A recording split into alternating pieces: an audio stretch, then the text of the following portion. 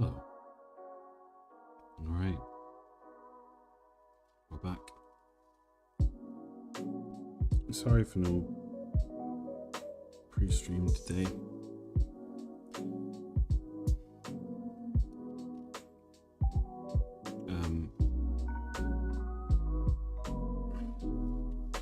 Yep. So, where did we get to last time?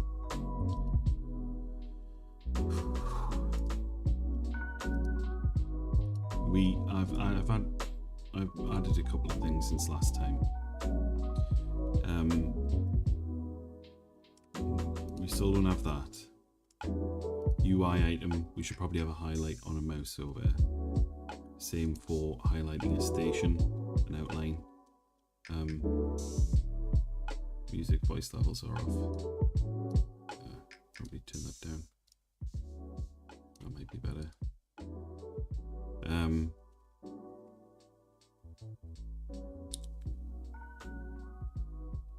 Yeah, so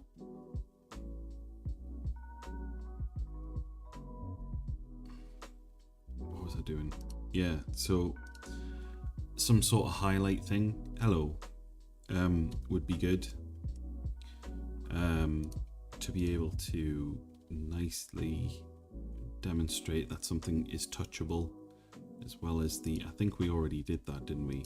We've got the it turns to the mouse when you can click on something, which is good, but I think we can probably do better on that front. We've also got we can clear all stations button as well. So while we'll have a station specific button, probably be good to have one that clears everything and just reset everything back to the central thing. Which is what I put there, and also there's this other bit that we've got to try and implement as well, which is this other part of the semi-green ticket, which is moving to a station view. So we need to give it a concept of a station view per station, and then move to it. So I guess probably the way that I'm thinking about doing this is just moving the camera from where it is to a predefined point that we define. So say for example for our donut factory, we'll maybe just put the camera in a position like this, and just record the rotation and position of that object, and then we'll say that's where you move to, and so then the camera can have a location that it starts, that it moves into, and then when you click back it's going to basically reverse that process and go back the direction it went in. So that shouldn't be too bad. So I guess maybe we should probably add that to the station parent, so we can it's almost like a contract, you know. We expect them to have we expect it to have at least that thing in order for it to work. So I don't think it needs anything in particular. I think it can just be a node 3D, which I suppose we'll call this camera node, or camera target, or something like that. And we'll just leave it at 000, and we'll let each station hopefully worry about that. So that should now have a camera target, which it does, and we can move that around. So for example, we might want to put this. Why have I got tinsel on my noggin? Well, last Friday I went into work and I won a little competition, and the actual prize was just some chocolate, but there was a bit of tinsel in the bag, is, you know, like the, you know, tissue paper to make it obscure what's in the bag, and it wasn't enough to put on the tree. So it was either I thought I'll wear it on stream but round my neck, or it was wrap it round the headset, and so I went for wrap it round the headset. It's not a good look, but you know, when is it a good look? The real question is, why doesn't everybody have tinsel on their heads? It's a good question. It's a good question. So I think what I want to do is align transform with view. So that should now be, oh, not quite. So we can maybe do this.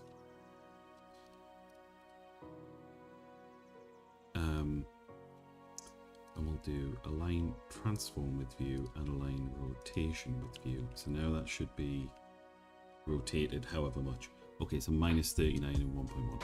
So we'll maybe just set that to 0 and set that to minus 4. And we'll set that to be 0. And that to be 2.5. And that to be 2.4. Nope, 2.4. And that should be something, I guess. So let's maybe do the same. Well, we can probably do it with just that. Unreal's hard, but with a bit of patience and £30 down the drain. Resemblance to the PS2 style. Ooh, that's exciting. What plugin did you buy? Did you buy a plugin? Unreal PS2. Oh, there.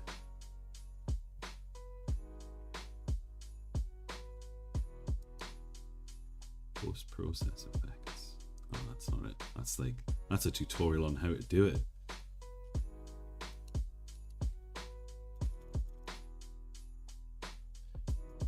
Yes, PSXFX.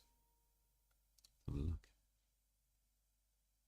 32, 34. That looks pretty good. That looks pretty good. Yeah.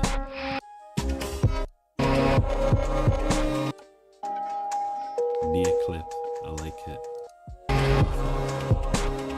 Oh yeah, that looks like the draw distance effects. Static vertexes. Oh, ooh, yeah, that's good. Pseudo lens flare, dynamic vertex lights. Does it have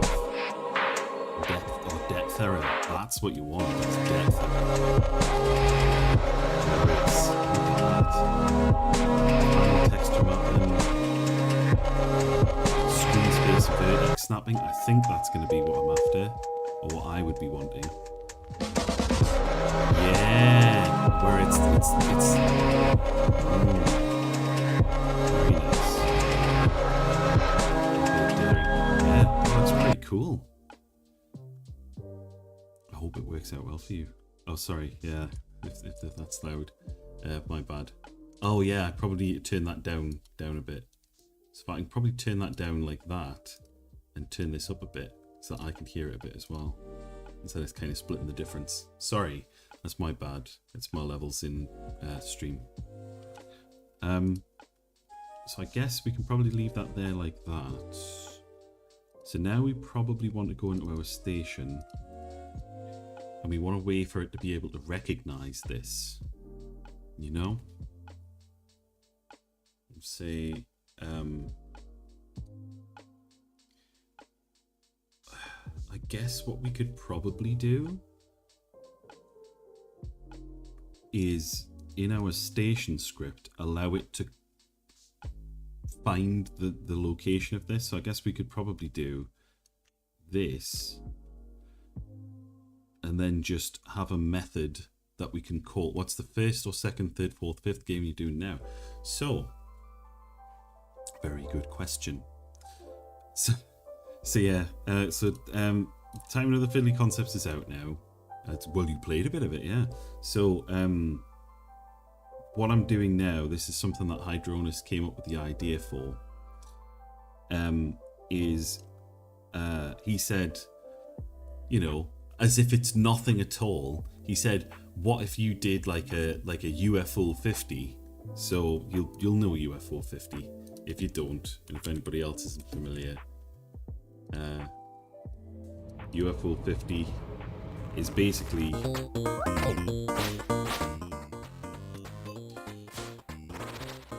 it's a bunch of little games, all 8-bit, but it's like it's as if it's a compilation of games, but some of them are like full games, some of them are a little bit smaller, but it's just like a couple of different dev shops coming together and making like lots of games as one. So he said, well, what if you just did that? Like I say, as if it's nothing at all. So I was playing Resident Evil 0 at the time, and I thought, might be fun to do some zombie stuff. So there was a zombie light gun game, and then from there it just sort of like, well, what else would fit the theme? What else would like come together to make lots of individual little games? So we've got Zombie Idol light gun game, which isn't anything yet. Gravedigger Upper, which is like a stealth, go into the grave, like a graveyard, and dig up body bits to make zombies out of. I guess that technically makes them Frankenstein's monsters, but that's fine. Is Frankenstein a zombie? Not Frankenstein. Is Frankenstein's monster a zombie? I don't know. Build zombies. You're then going to build the zombies and like reanimate corpses and stuff like that. A text adventure, which is TBC. And then Make Chemicals and Stuff is the game that I was like, I should probably work on this one first, because some of the assets from this will get used in the Build Zombies game. Some of the assets from the Build Zombies game will get used in the light gun game, and blah, blah, blah, blah. So I kind of have just started with that. And so we've got another little Trello up to track stuff. And there was maybe Zombie Quap, which might be fun, but we'll maybe not do that one. We'll see.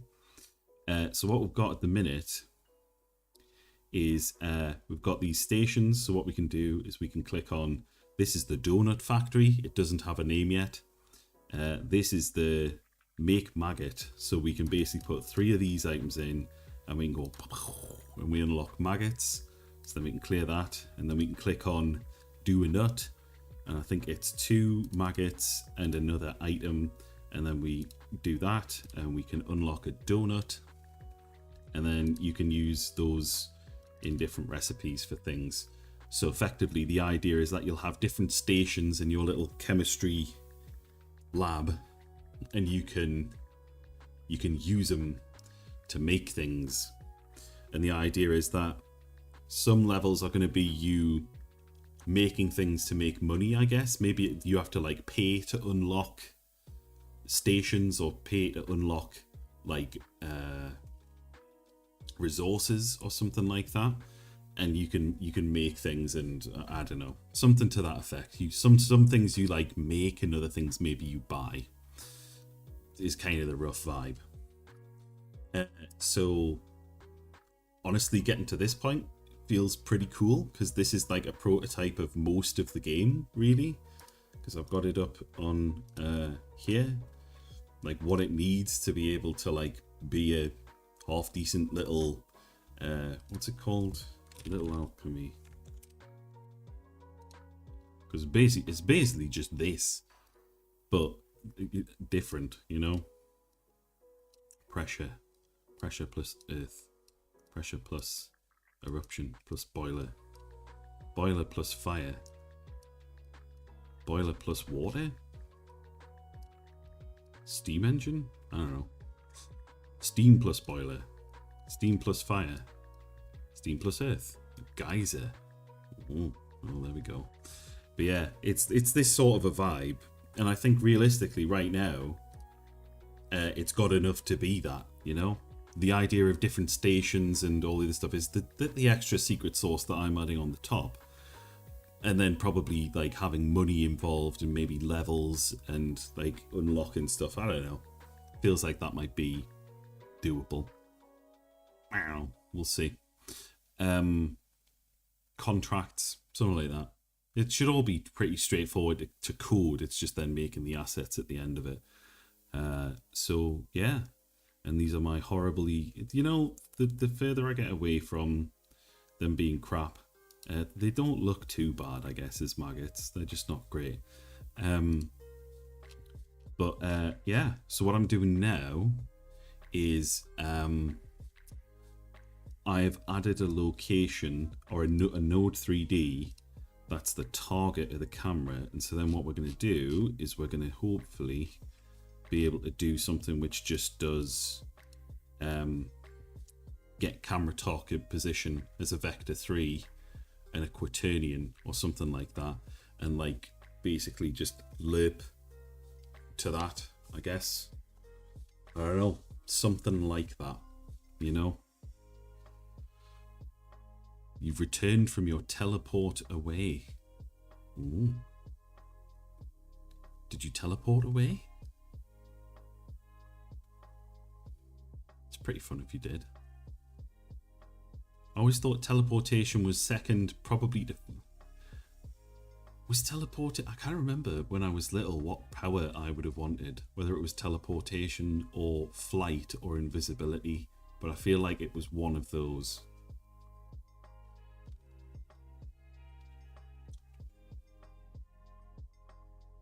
Probably invisibility, I guess.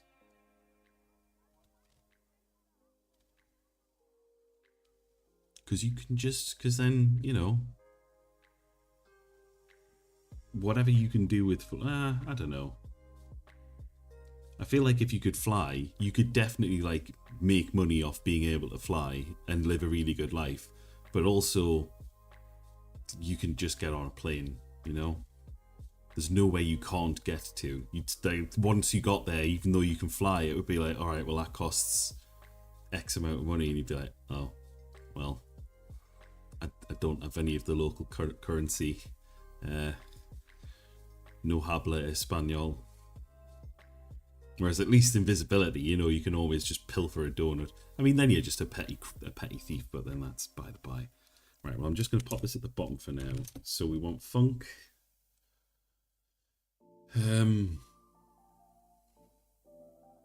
Dithering. Ooh. Let's have a look. Let's have a little look. Ooh. Oh, that looks good. That's nice. That's nice. Even on the default texture, that looks pretty good. Like, that could be like the floor of a mansion or something. Super cool, though. Can I open that in? Is it a whole... Good, though. I like it. Compression makes it look daft, yeah. But I know what you mean. I know the effect you're going for. Really cool.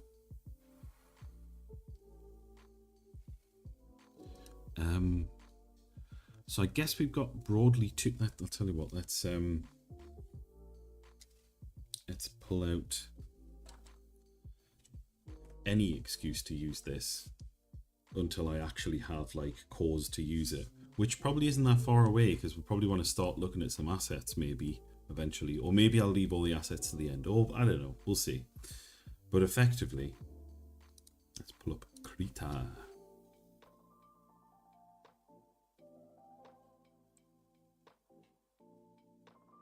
You're like a tiny little bit of a furry there, aren't you? Little mascot person. Dun dun dun. Alright. Are you behaving? You're not. Oh no, you are. You are behaving. You're just being weird about it. Okay. So, effectively, our method can do one of two things, I suppose. Is basically, we have our camera sitting up here. And we ask the method, which is just going to be represented by this little box. And we can either... The camera asks a question and says, what's your XYZ? And then it will send back the XYZ, and the camera will move a little bit further forward or something like that. Or it'll get that and store it and start working with it. But then we probably would also need to do, all right, well, what's quaternions measured in? WRTX or something, whatever. What's your rotation?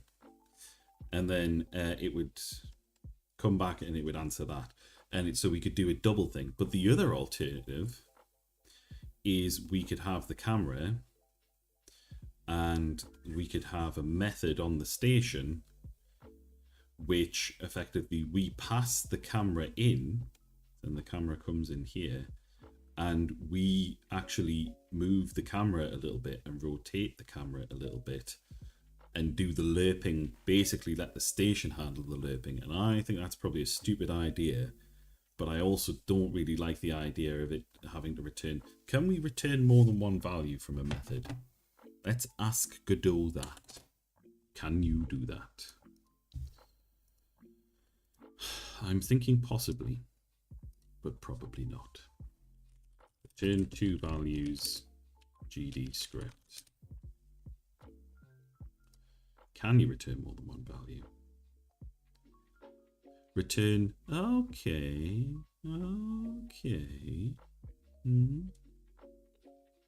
That's nice. I like it. Oh wait, no, that's just an array though. But that's not too bad, I suppose. Result 0. Sure. Okay, yeah, I suppose we could just do a quick array. Can we return GD script, rotation and position? Can we return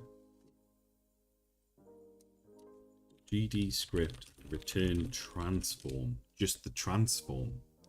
Let's have a look. Ooh, yeah. Especially with the sky. That's really nice. That's really, really nice. And it does have that, like, PS1 software renderer kind of vibe. I like it a lot.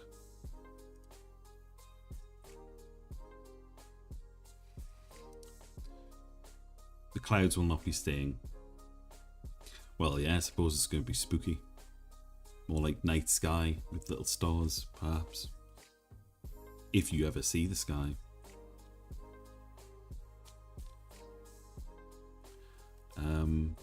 Quaternion from. So can we return it quaternion?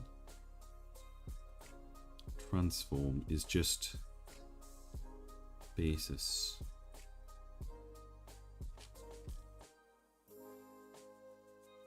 Do you know what? Maybe we can just return that object and get it from that, you know?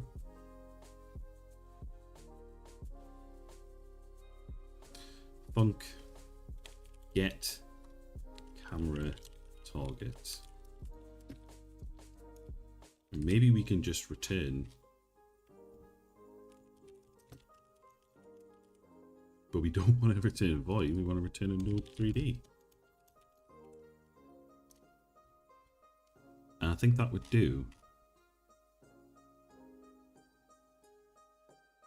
Maybe we can just...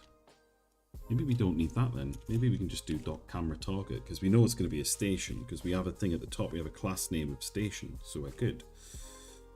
So when we select the station, we do something, don't we? So when the player, if just clicked collider.activate station, what does activate station do?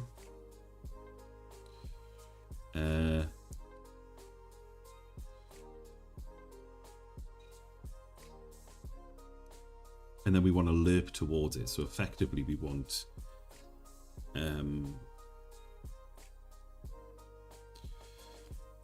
so I think what we probably want to do is do a var target location, and we want that to be a vector 3, and we want a var target rotation. What's a target rotation? What's a rotation measured in? Quaternion.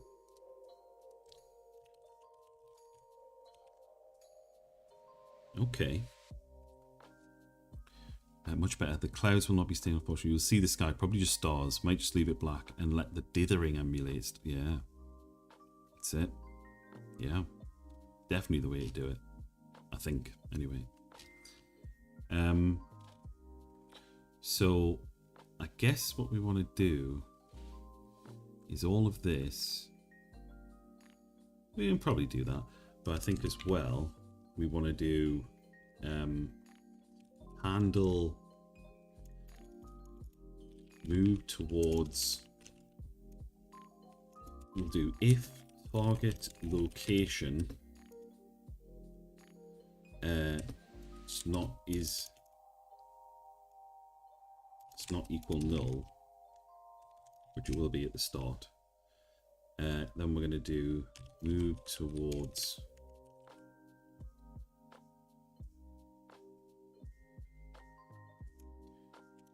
move camera to target, and the player move self to target. We'll do that, but then of course we don't have something called move self to target, so we're going to do func move self to target, which is going to be a void pass. And then what we want to do is do collider dot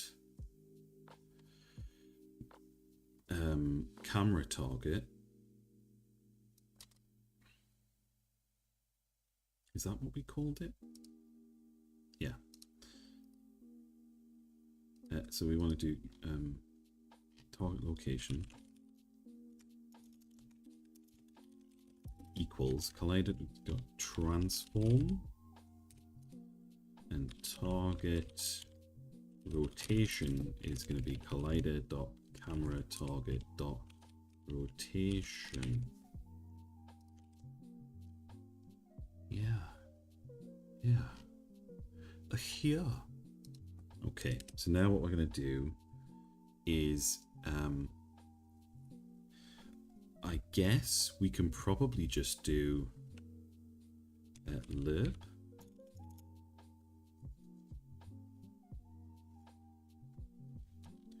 we've got delta float, so we probably want to pass in delta.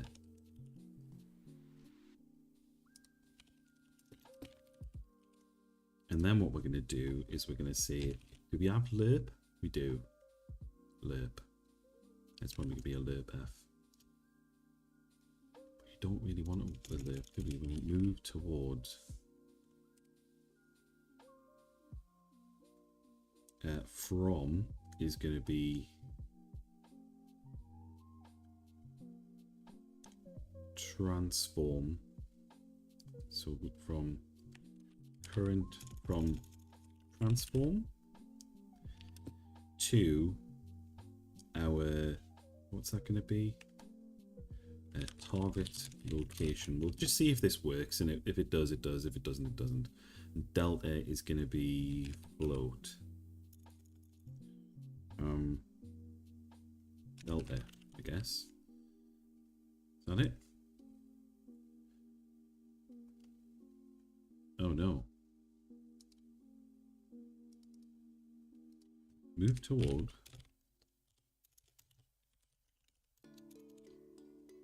From float to float. Oh, that's very weird. How does move toward work then? GD script. Move toward. Okay, this is it.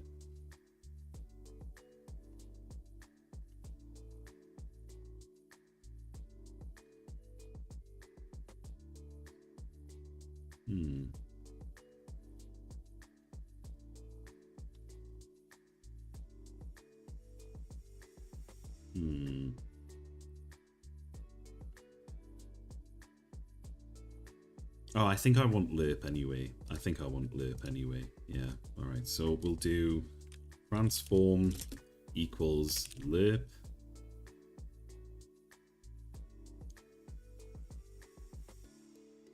I don't really want to linearly interpolate between. How quick is linear interpolation? Is linear interpolation fast?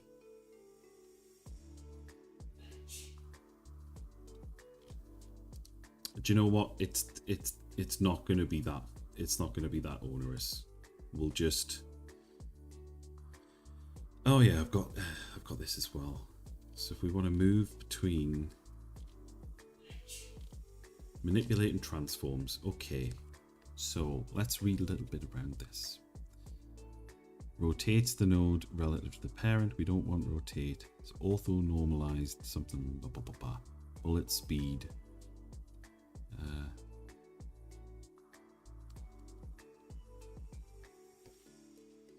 So strafe left, jump.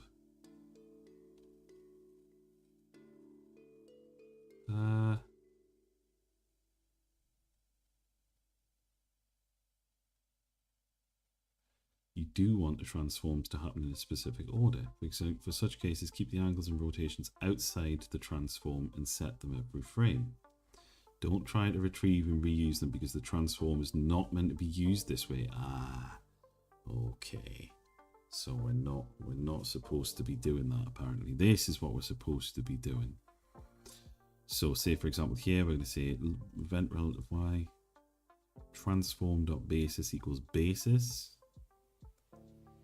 First rotate in y, then rotate in x. Rotate object local. Interpolating with quaternions. This is probably more than what we want. Yeah, that'd be nice. Quaternion. A.slurp. You can do it with, of course, we can do it with vector 3s. So yeah, it's got its own special slurp method, of course. So what we want to do is transform dot lerp.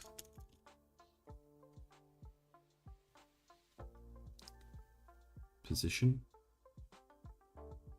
Is it just position? Position.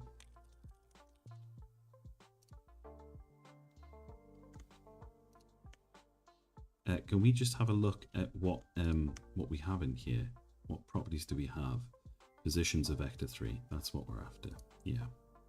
So position dot. So we want to do position equals position dot lerp, and we're going to do position. 2. So we want our 2 here. So that's going to be target location, and our float, our weight is going to be delta. And then what we want is for the same thing to happen for rotation. So we want to do rotation equals rotation dot slurp, and we want to do target rotation delta.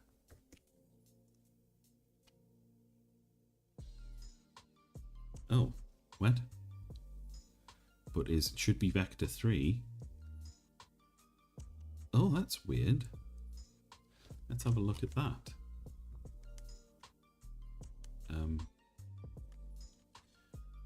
Slurp is very funny. Yeah, spherical linear interpolation. It's a funny one.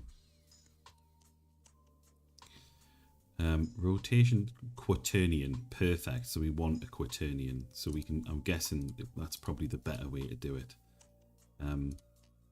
Because I'm guessing that's what that's telling us. So quaternion.slurp to b, and then blah, blah, blah, blah. Okay, good. So we can actually do quaternion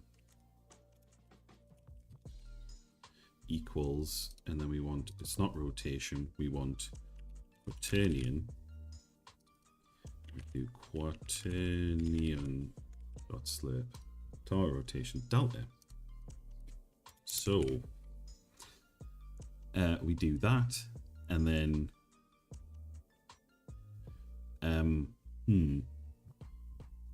how do we set the target location to not be null? So I guess every time we want to do this, we want to do if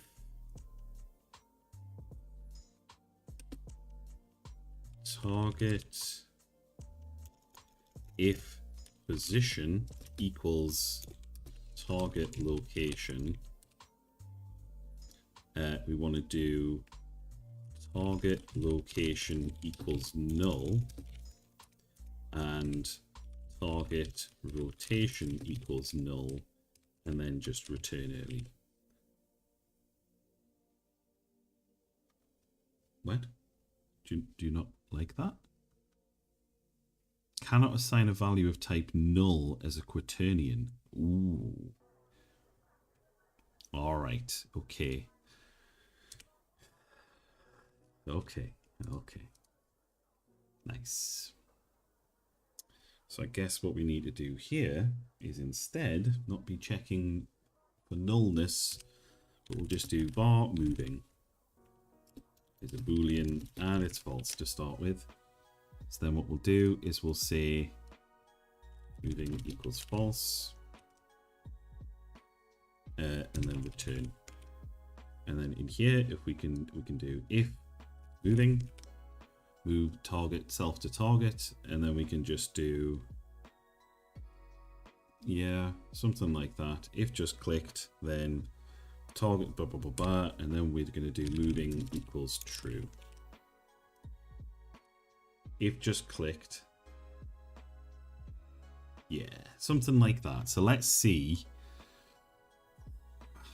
I'll be very shocked if this works first time. Well, it's very slow, but it kind of worked. It's super slow, but we can fiddle with that because we can speed that up and slow it down. Just doing an export, move speed, and then we'll make that a float, and we'll make it 1 to start with, and export. Oh, in fact, we can actually do, I think, that, which will infer the type from the data. Rotate speed colon equals 1.0 as well. You don't like that? Oh, it's because I haven't put a var at the start. There we go. It calmed down. So we can do delta times move speed. And we can do delta, I don't know why I deleted that, rotate speed. Okay. So maybe we can set that to be a bit higher by default, you know? Set it to be 2. Because it doesn't need to be that slow, does it? So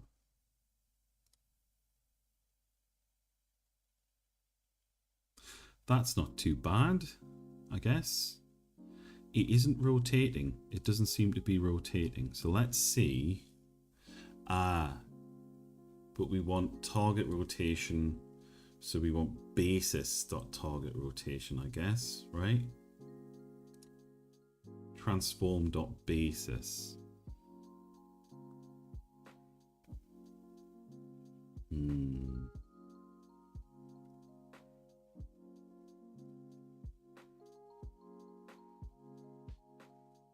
Can we get just transform.basis? What is transform.basis again? Let's remind ourselves. Let's look through the docs. Do we have a node 3D? We do have a node 3D. All right, so basis. So what is a basis? Global basis. Global. We can have global rotation. I'm guessing we can't have global quaternion.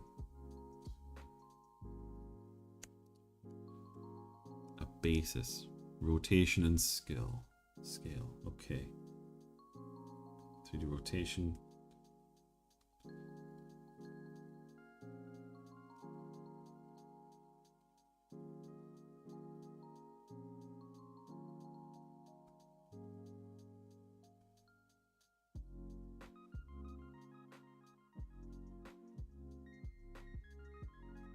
Okay. So it is going to be, it looks like it's going to be mucking around with that. So we want to capture, when we do this, we want to get basis dot rotation or whatever, but it's not there, it's in here. So we want camera target dot basis dot get, there it is. Okay. So we want basis dot xyz. Can we do...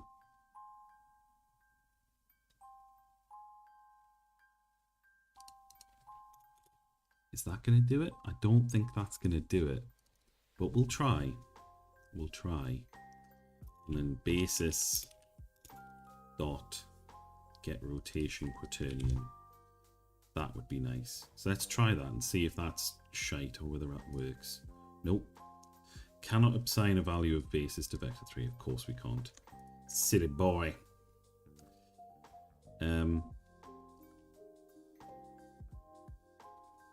Basis dot global position. Okay, maybe. Basis dot get global position. Is that a thing? One way to find out. Nope.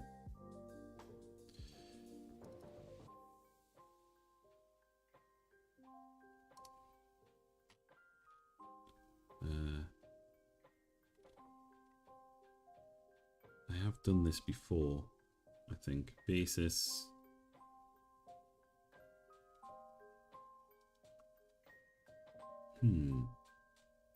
Transform.basis.z. Alright, well, yeah, but I don't want the .z. I want basis dot brr, you know? Oh, actually, I suppose, in that sense, could I not just store the basis? Because the basis is the thing that we're moving towards, right? Surely. So I think actually here, what we can probably just do, instead of getting our target rotation, we'll do bar target. It's just a basis, you know? Target equals camera target dot basis. There we go.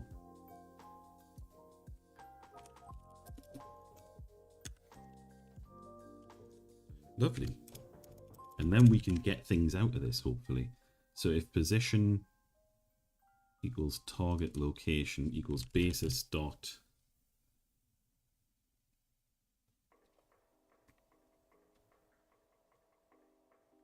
can we get position from basis GD script?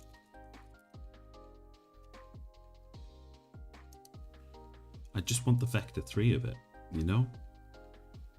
But I don't think that's going to nicely work. Basis dot...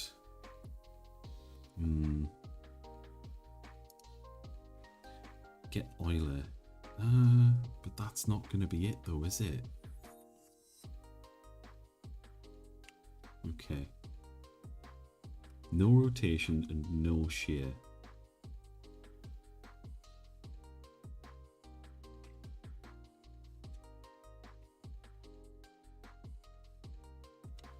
Method description, so the determinant, or whatever the hell that is, only represents from Euler. Constructs a new basis from scale. Get Euler. God. Ah, good idea. Block cheap viewers. Very good.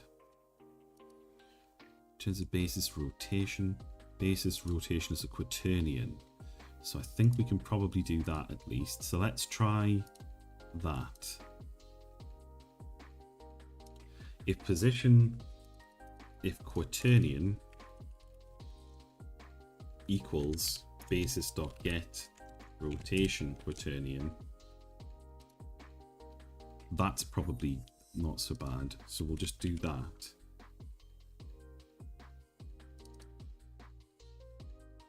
Basis dot get rotation quaternion. Maybe. Worth a shot. So we're going to do that, and we're going to do... So it's doing nothing. It's doing absolutely but all. Can I do global basis? Global basis.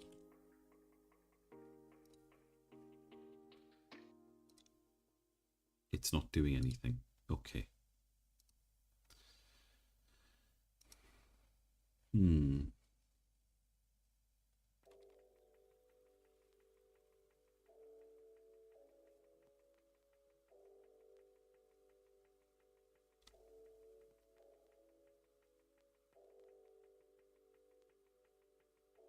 So the thing is, I think, wait a second.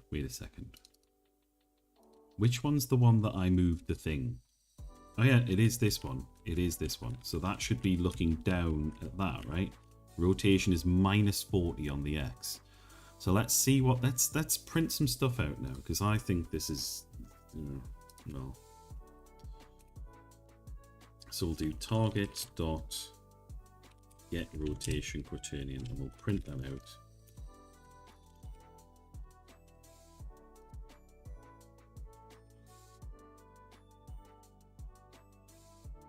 Oh, that's complicated. I don't understand quaternions. So let's just see if we can get Euler. All right, because that should hopefully be something we can deal with. All right, so minus. Oh.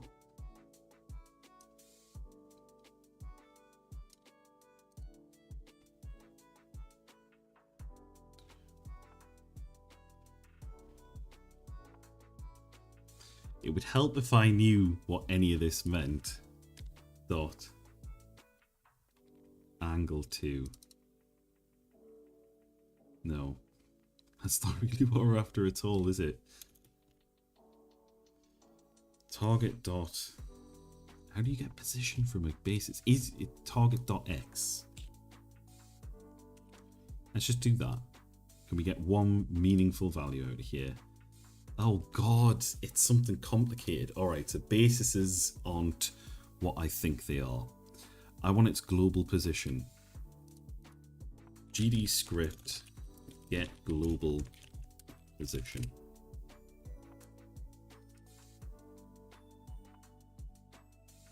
Oh, so it is possible. Global position. Alright, so maybe we'll just do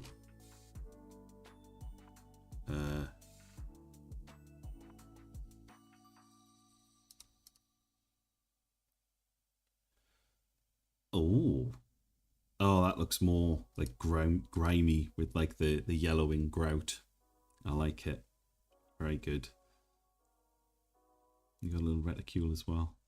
Very nice, very nice. Getting there. Getting there.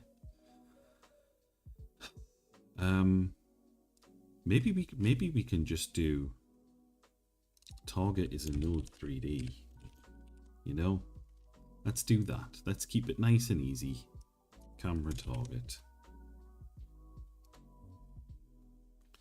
Target dot position. So then we can print that out. Target dot position. Target dot global position. So we're going to click on that and it's going to say -2 something whatever. Okay, so that's good. So that seems like something we can do. Target dot global position.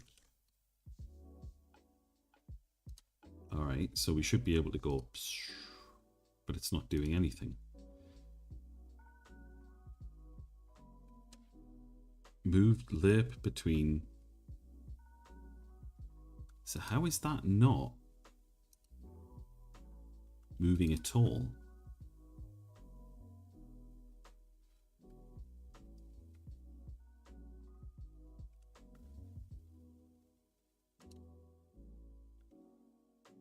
Oh, it's because I set this to be crap. Right, okay. So if we can do if position equals position dot target dot global position, because the position of this thing is always going to be the global position because it is just a child of the main level. That's got its transform of 0 and blah blah blah blah. So that should be okay, I think. One way to find out.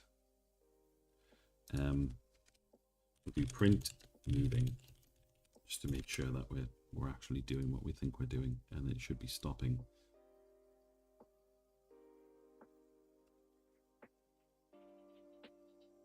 It's still going,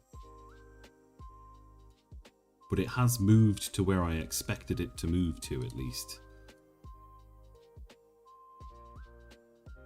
So we'll print, I'll tell you what we'll do now, is we'll print position. And then we'll print position, print global position, print target dot global position.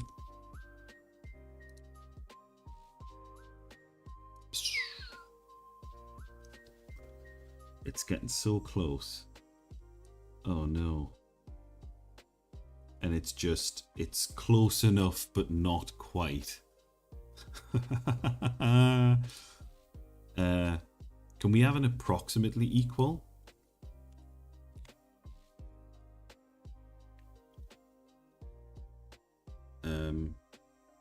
Is equal approx target dot global position. There we go.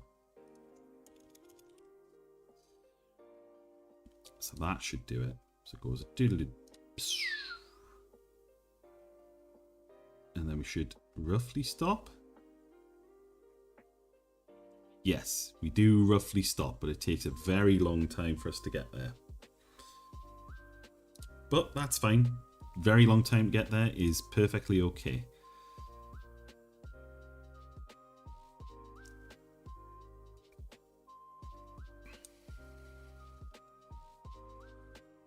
We probably also want to capture our starting position. Otherwise, we're not going to be able to get back. So that's fine. Okay, so we've got camera target. So that bit's working. And now we just need to get somehow...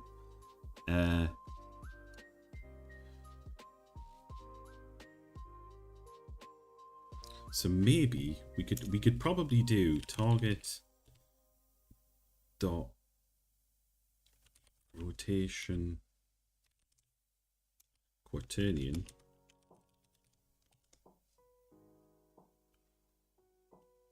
Is there a reason why you're not specifying exact target for that state?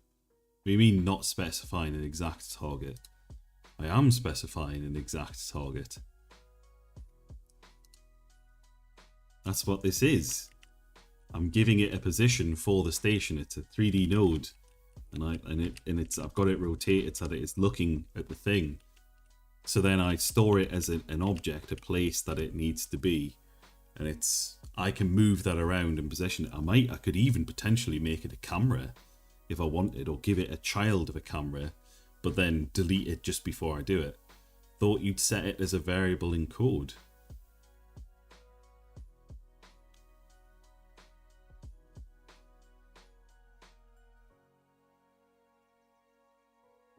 No. Why would I set it as a variable in code? Because then I would have to hard code where it was looking to. And I would have to effectively... So the problem with that approach is right now, if I say, for example, let's use a cube or a sphere. So say, for example, I decide I'm going to set the camera so that I want it to be here, and I want it to be looking down like that. There's my little head looking at the... So I can set that and say this station is going to be at that global position. But then here's the problem, is that I leave that global position as it is, and then I decide that I'm going to rotate this to point that way. What I actually mean is rotate that to point that way. Oh, and also move this round here and rotate that round here. But that doesn't happen by default.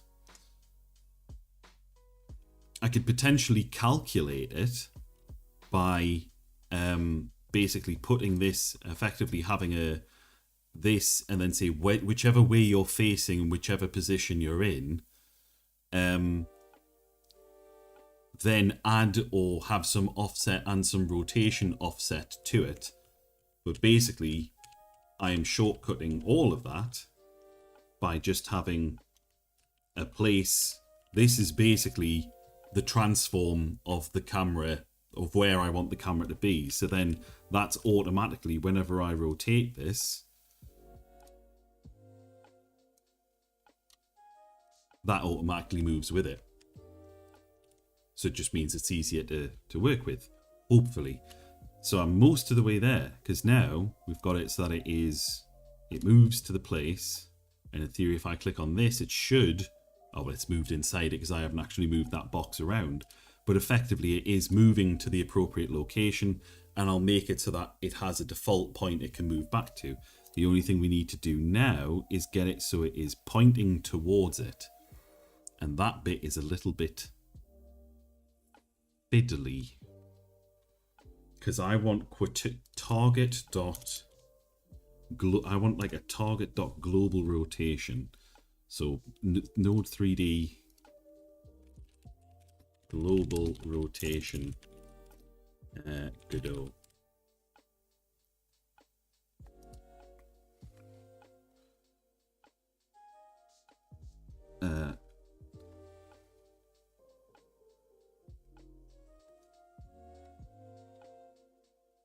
Global position transform dot origin. Can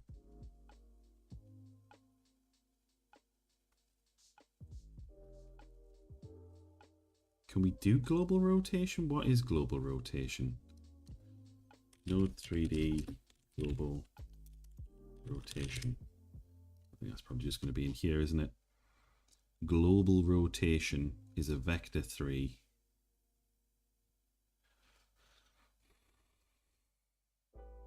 Hello, it's going all right, I think. Almost. Not really, but I'm kind of getting there. This property is ideal for tweening complex rotations, but I don't want to tween complex rotations.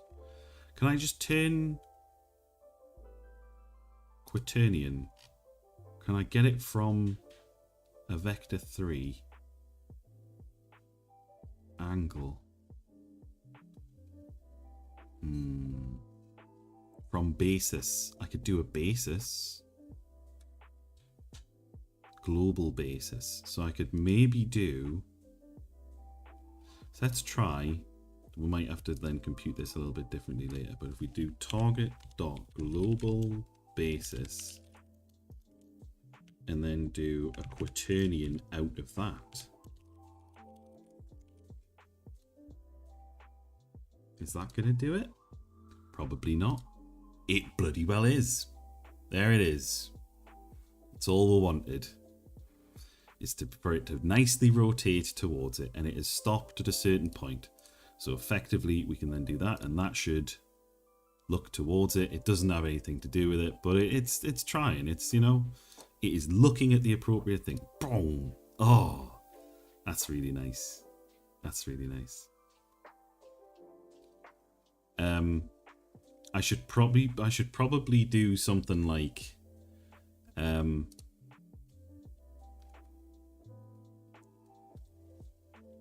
is equal approx. How can I make it so that a lerp is even quicker? Because I basically want it to be, I might just set the move speed to be much higher, you know? Let's set that to be like 4. 4 times as fast. How fast is fast? The tail end's still quite long, but you can't really tell, I guess.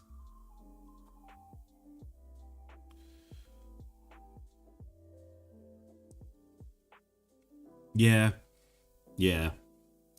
It's that tail end, you know? It's that nasty little, you know, it's there, but it's not quite there, and it's going on in the background. Yeah, oh yeah, that's what I've done. So we've got at the bottom here, so we've got the target position, so effectively from place to place, and then we've got delta times the lerp speed. And it does that nice little ease out times 25. Yeah, I mean, that is just one way of doing it, is just make it way faster.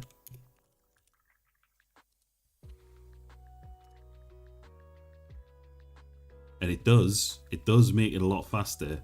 But I do want it to be at least a little bit slower. Let's try 7. 7's probably pretty quick. 7's quick, and it's less than 1,000 iterations. Oh no, it's not even 1,000 iterations, is it? Because realistically, it's now it's less than that. It's going to be a little bit moving. We can do that, and we should just be able to go boop, and it should have. So it takes 249 frames, which is about 2 seconds for it to go from whatever to wherever. Okay, well that's a good start.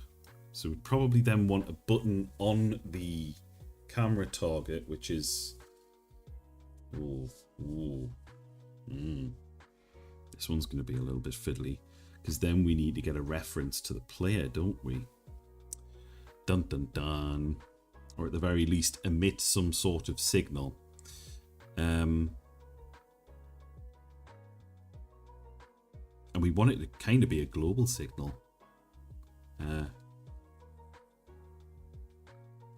Or we could just put the player in a group. We'll put the player in a group. That's probably easier, isn't it? That's probably much easier. Let's just do that. All right, so next we're going to go into the player. Make a node. I'm going to pick global groups. And we'll say you're going to be player. The camera.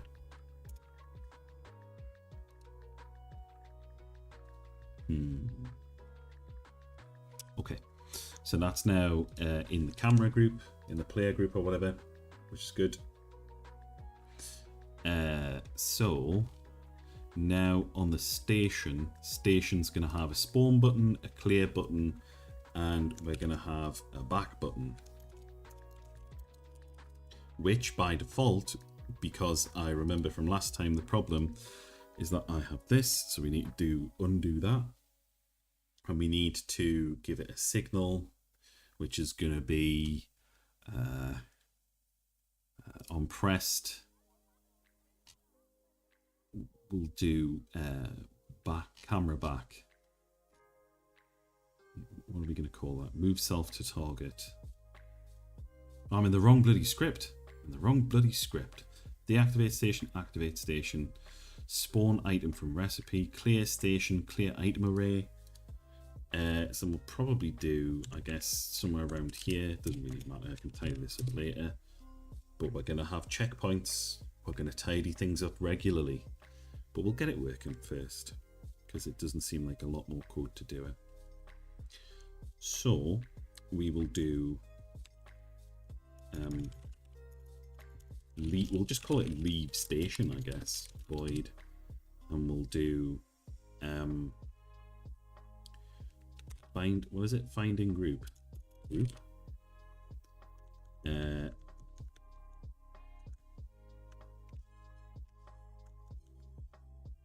Get groups. We don't want to get tree. I need to do get tree first, of course. So get tree dot get first node in group player dot, and then we want to do a move back function. Func reset position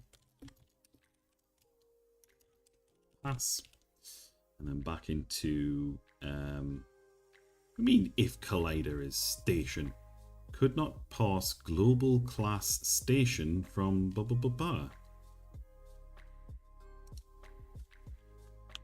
Camera position.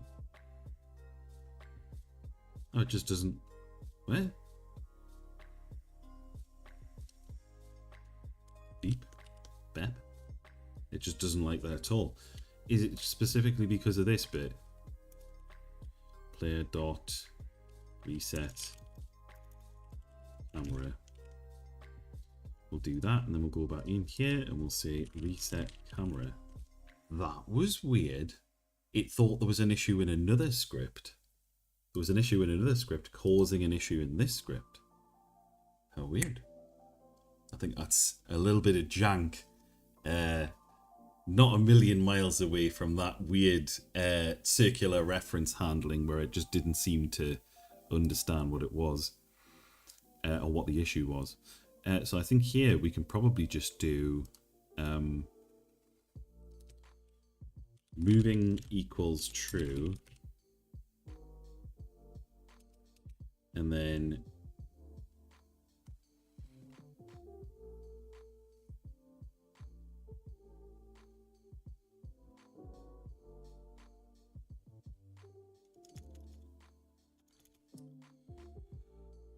so we want to do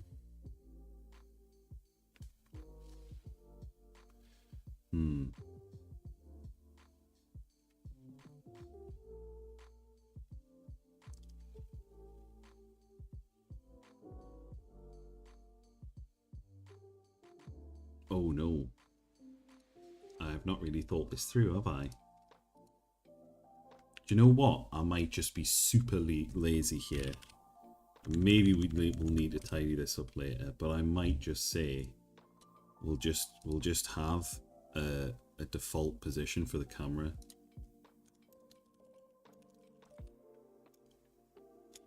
Default camera position.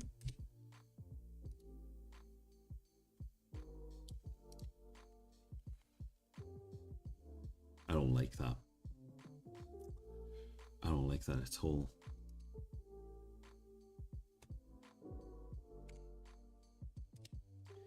What we could do though is have node 3D and call this camera player node, I guess, and then put the player camera inside the player node. Because then that can be at its location, which is going to be, that's at 0, 0, so we can basically put 5, 2, minus 41. So we can do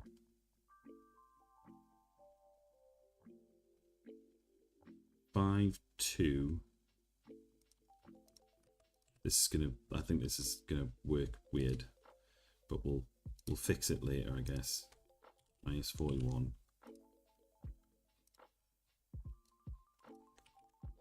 Because then what that's going to do is it's going to look, oh, it's done something very strange, of course, because we haven't reset the rotation on this. So if we set all of that back to 0, that should now behave the way it's supposed to, except it doesn't. 5, 2. Oh, was there something on the Z? Oops. There was. 0, I've put it in the wrong bloody place. 5, 2. And that's a 0.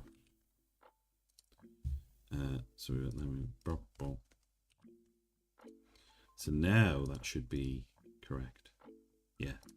But then that's going to go all wonky and squirrely because I'm using the wrong bloody thing. It thinks it's doing it, but it's not really. So I think what we need to do, global position equals global position, and then can we do global quaternion? We can't.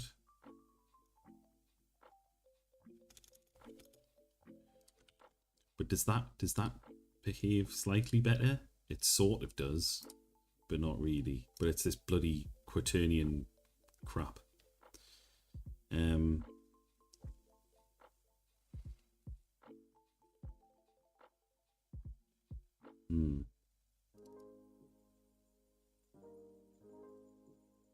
Do you know, maybe I do just let it happen. So let's get rid of all of this,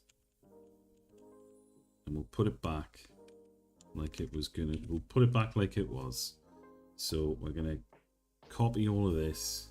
Can I copy all of that down back onto this? Can I just copy this? Copy value, paste value, and then that was minus 41. And then we're going to pull that out, and we're just going to put that in there. Get rid of that. Nope. 5 minus 5 and 2 minus 40 realistically. So that should still work the way it did. And then yeah, I think we genuinely will just have a camera position here, and we'll just give it a reference to that camera position. Default camera position, And we will just, or maybe, no.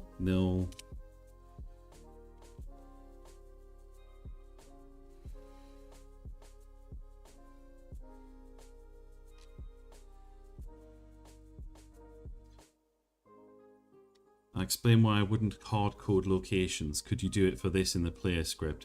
Well, that's what I'm thinking, is maybe it is worthwhile just pulling that out.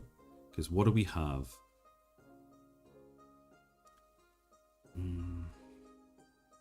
Because we don't really need to calculate this every single time. So we could just do... What are we doing with the global basis though?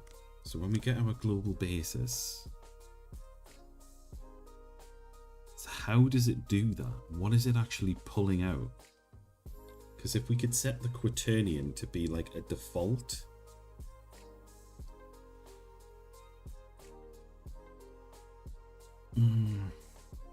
I think we can probably do this, I think. So what we're going to do is we are going to change it back from being target. We're going to do var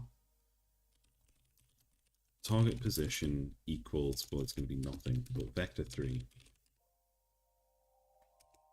I'm going to do target rotation is going to be a quaternion. So we're going to be target position is going to be collider.camera.target.global position.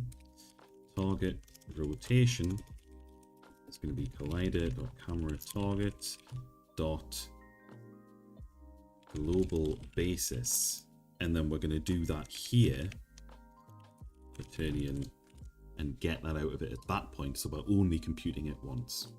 And then what we're going to be doing is we're going to say if position is equal to approximately global target position, then we're going to do that. Otherwise, position is going to be position.lerp target position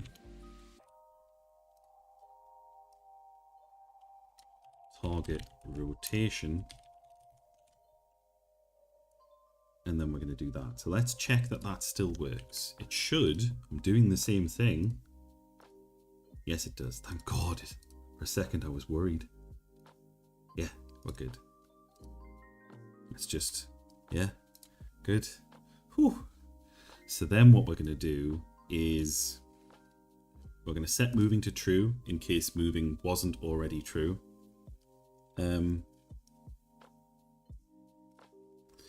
And we are going to then set, well, first of all, we should probably set the target.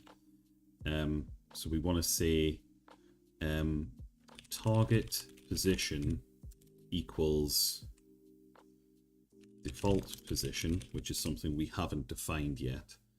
And target rotation is going to be default rotation, which is something we haven't defined yet.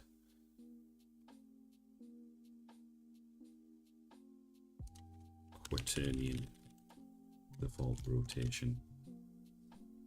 So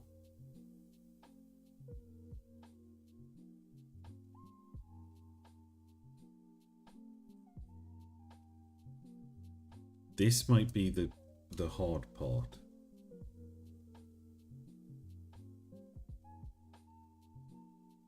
But we'll see. We'll see. So we'll do export.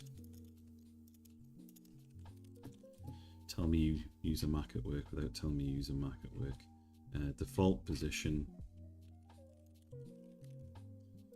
That's going to be a vector 3. And we need to give, we're going to have to give that value.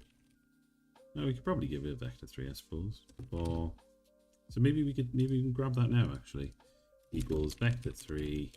And we can say 0, 5, 0.0, 5.0, 2.0. And then we'll do default rotation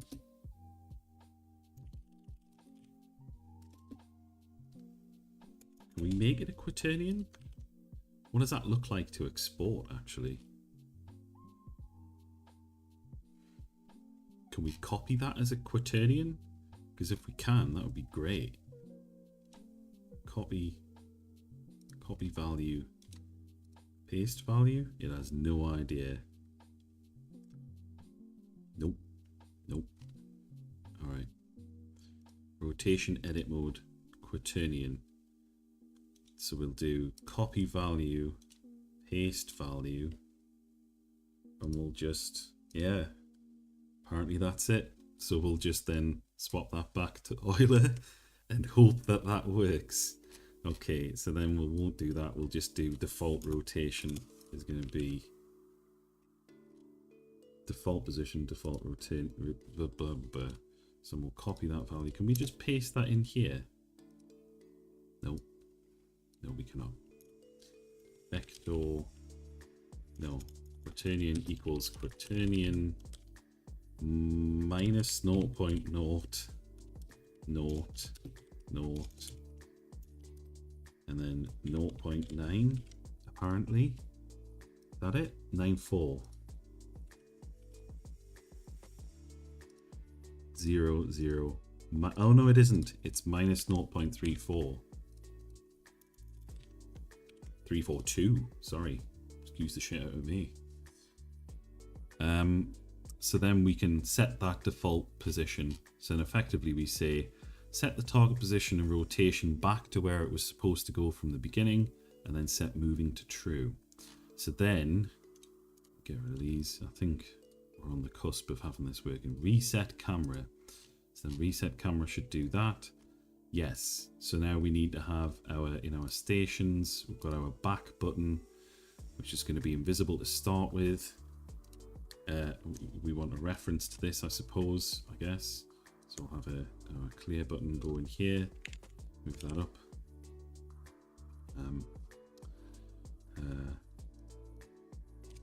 Back button dot show, and then back button dot hide, and we remove from active station. Good, cool.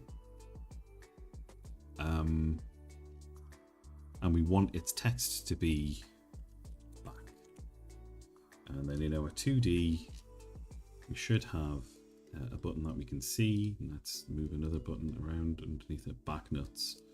So we want to pull that out so it is not there. I guess we'll just pull it. No, that's the wrong one.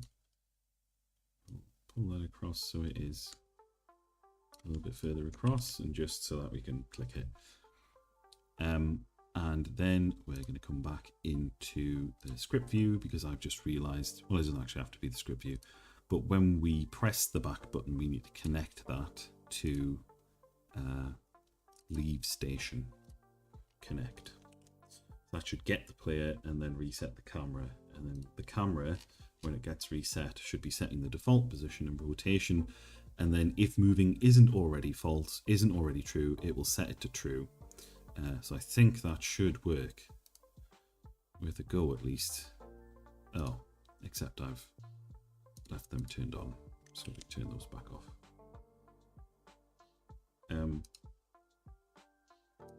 Oh, but it's not specific to that thing, is it? Oh. So I don't want that to be on that. Disconnect that. We want that to be on this button. So we want to go right. So we want to go leave station, connect. There we go.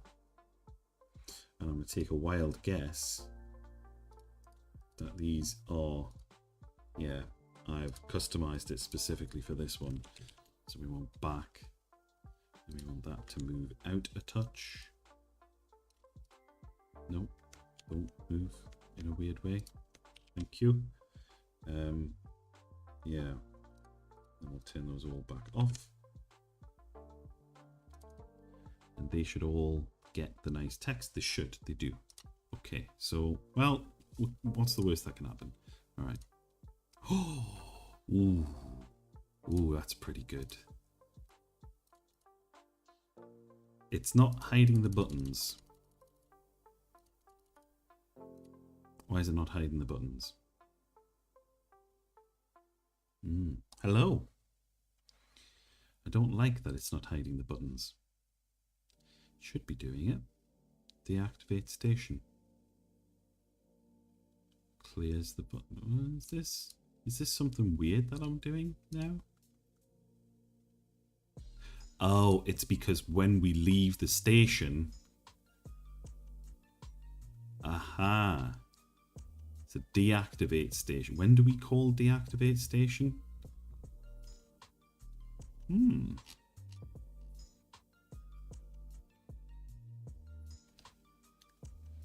Have we called deactivate station yet?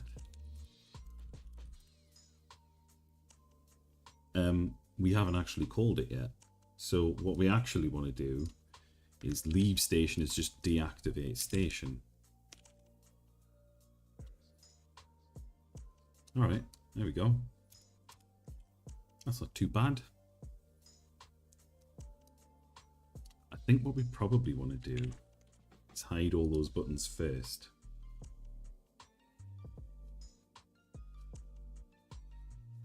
And we probably want to hide that button first and then the rest of them.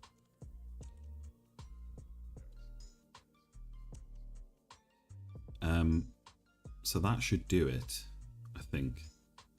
And then we'll probably want to go into the top level one.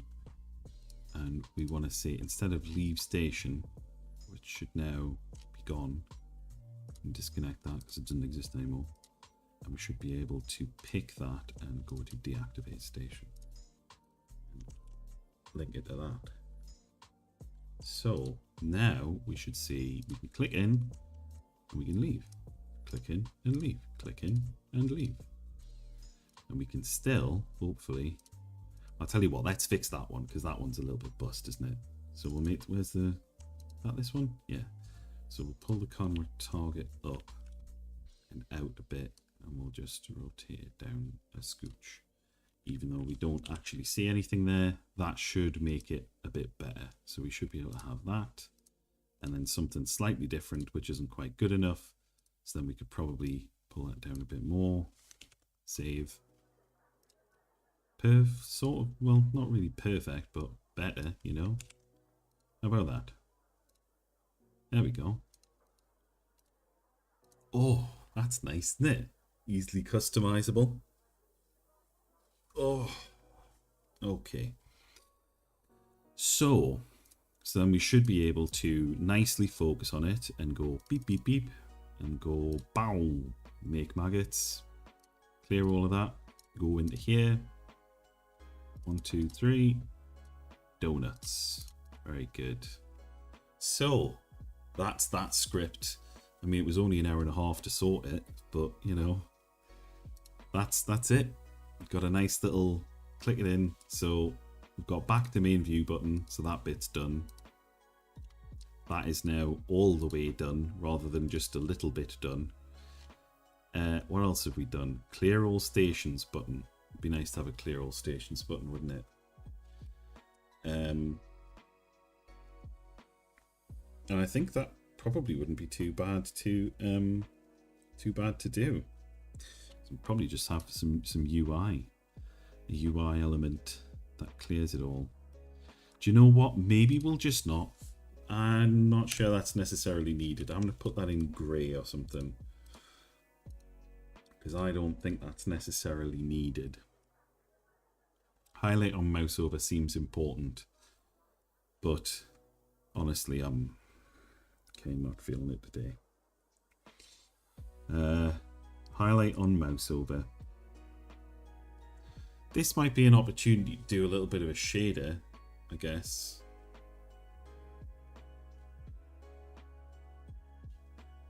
But I don't know how that's going to work. I'm not even remotely sure how that's going to work. I don't know if anybody knows about like highlighting things. So let's I'll tell you what, let's just do a quick Google and see if there's anything nice low hanging that we can do with that. Try some Blender stuff. Yeah, I guess let's do a little bit of Blender. We could make a maggot. or some maggots, I guess. Right, so we'll just do a general file. Let's dig about in Blender a bit.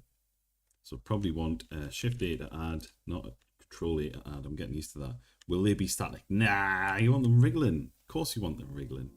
But I'm thinking we'll probably wriggle them, like, let's make the model first, you know? So we'll get a cylinder, because, you know, that looks like a maggot, right? And then we'll scale it a bunch. How big are maggots? What do maggots look like? In fact, let's see if we can just... Oh, they look way weird. That's the kind of maggot that I'm expecting. Is like just a regular old kind of gnarly little guy. Not this guy. Not this guy. And that's probably way too much detail as well. I was going to say low poly maggot, exactly. Ooh, look at these. They're like tiny. What do baby maggots look like? Maggots are babies, right? Need their little face. Do they have a face? What's a maggot's face look like?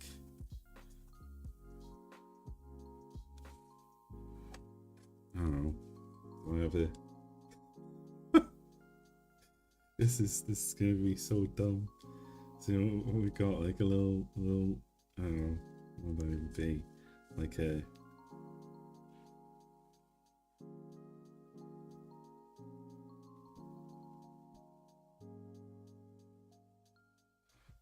little maggot man, right? Where was the that? Oh, was it in here? It's got this little poop chute at the back by the looks of it, so we can just do like a little poop chute at the back.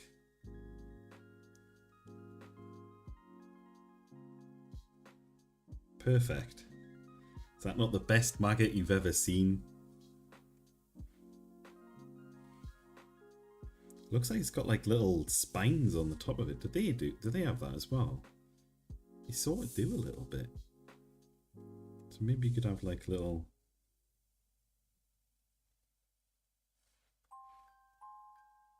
Maggot's face. Alright, let's turn that off. Come back to that in a second.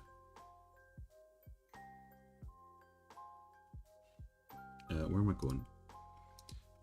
Maggot face. That's probably not a good thing to look, is it? Oh god. Oh god.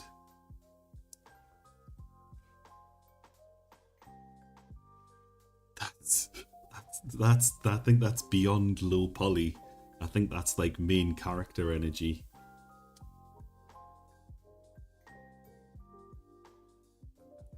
A maggot under... That isn't a maggot under a microscope. But that is a goofy little guy. That's a goofy little guy as well. Right, okay. So we'll not look too close at maggots, you know? I think that's probably a unappetizing topic for... But, but I do kind of need them up, don't I? Maggot.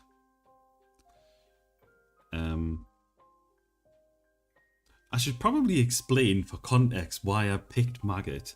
And it's specifically because Hydronus was like, oh, well, you could put like maggots on meat and then it'll make like clean meat or clean corpses or something like that. Like it'll eat bad bits of meat and it won't be as bad or something. So it isn't just that I picked it. I am 100% blaming you. I'm 100% blaming you. This is entirely your fault. So how many divisions have we got? Do you know what? I'm going to copy. Can I just copy this image and just sort of like vaguely paste it in? Is it smart enough to do that? No, it isn't. So we'll save this picture. Yep.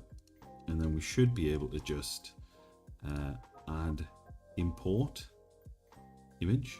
How do we do a texture? Add image reference. Perfect. That's what we're after. Cheeky little reference image. Alt G, Alt R. There we go. And then we'll maybe, yeah, I'll probably do, I guess. So we've got our little, ooh, what's that? Wood face, yeah. Scale in the everything except the Z. Let's do that. Rotate this in the Y 90, I guess. Why not? In fact, let's rotate this a little bit, you know, so it's a little bit more to our purposes. Because realistically, I don't want to be like super deviating from the center. But how many? Can I set that in wireframe? Maybe X-ray. Is that X-ray? I can't remember now.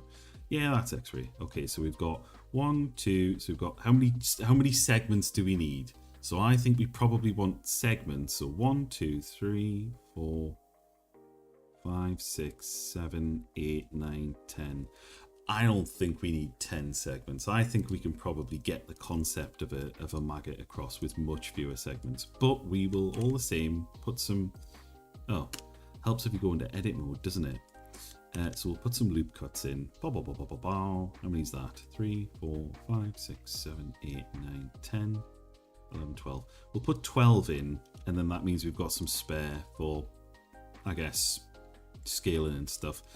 Speaking of which, let's grab that edge loop, turn on proportional editing, and then like pull that in right at the end, you know?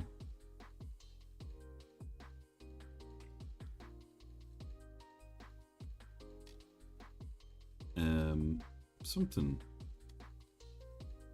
like that, I guess.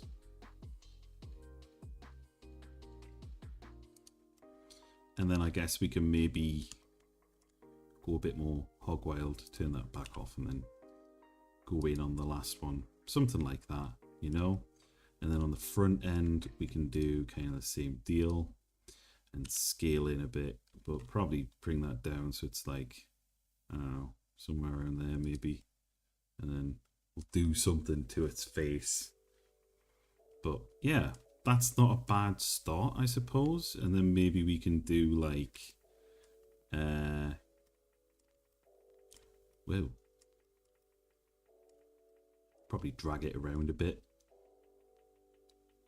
Well, we can put bones in it, I suppose. We could put like a very simple skeleton in, and then do some animations and like a wriggly maggot.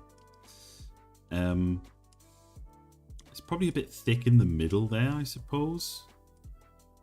I'll probably change that. Well, that's the thickest bit, isn't it? So we'll maybe just well pull that in a touch, you know. And then a touch here, maybe, and there. Yeah, it's not too bad for a maggot, I suppose. And then I guess what we probably want to do, let's maybe leave these edge loops here for like face stuff, or well, as much as maggots have faces. So we'll go and we'll shift select all of these loops, I think.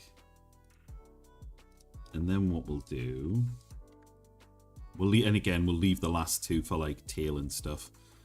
And then what we're going to do is we're going to control B to bevel, and then we should be able to, I'm hoping, oh, what do we need to, I think we don't want to do proportional editing for a start, so control B to bevel.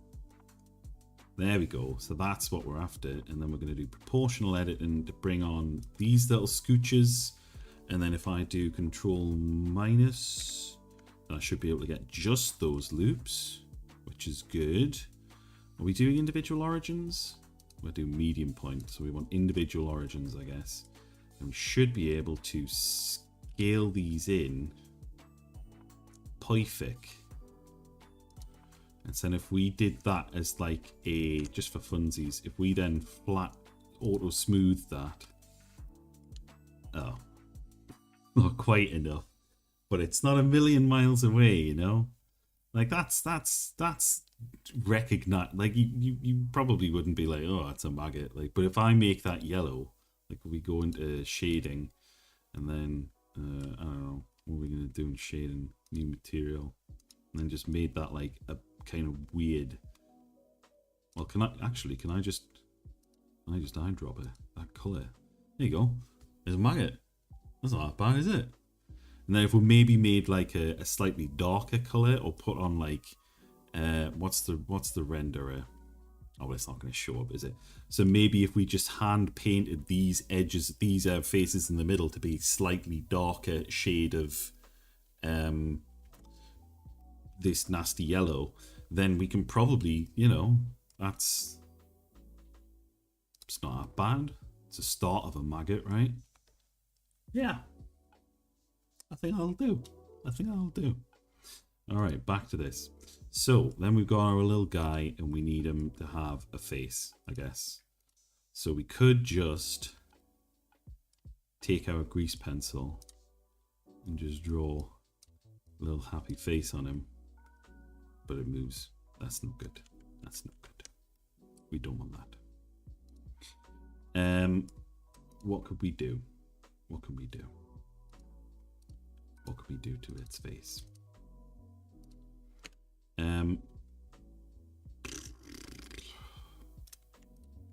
Let's move GG edge slide.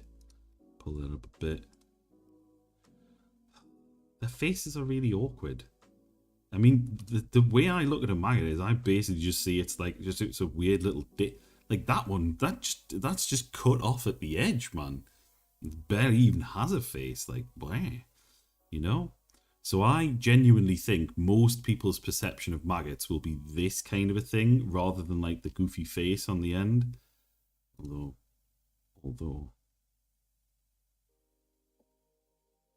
that's gonna be so hard to animate. That'd be so hard to make. We're keeping it simple. There, that doesn't have. That barely even has a face. It's got. Oh, there it is. Yeah.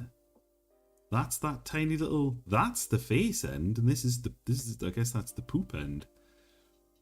So it comes down to a point at this end, and then it's a bit rounder at the other end. Got a bit more of a dump truck maggot butt.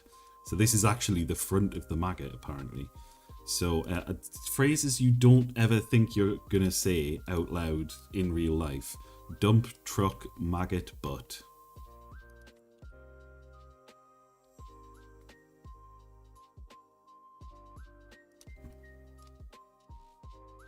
All right, and then we'll scale that in a little bit more. And honestly, I think that's probably good. And then on this end, we basically just want to round this out a bit. So we'll just, I guess, in the X, we'll pull that in. Maybe pull it out a touch more. What is going on here? No, that is not what I expected was going to be happening. Well, I just kind of wasn't feeling. Well, I'll tell you what. I don't know how long you've been here for, but hello, by the way. Effectively, this is what we've done, Justice Leopard. Hello, by the way.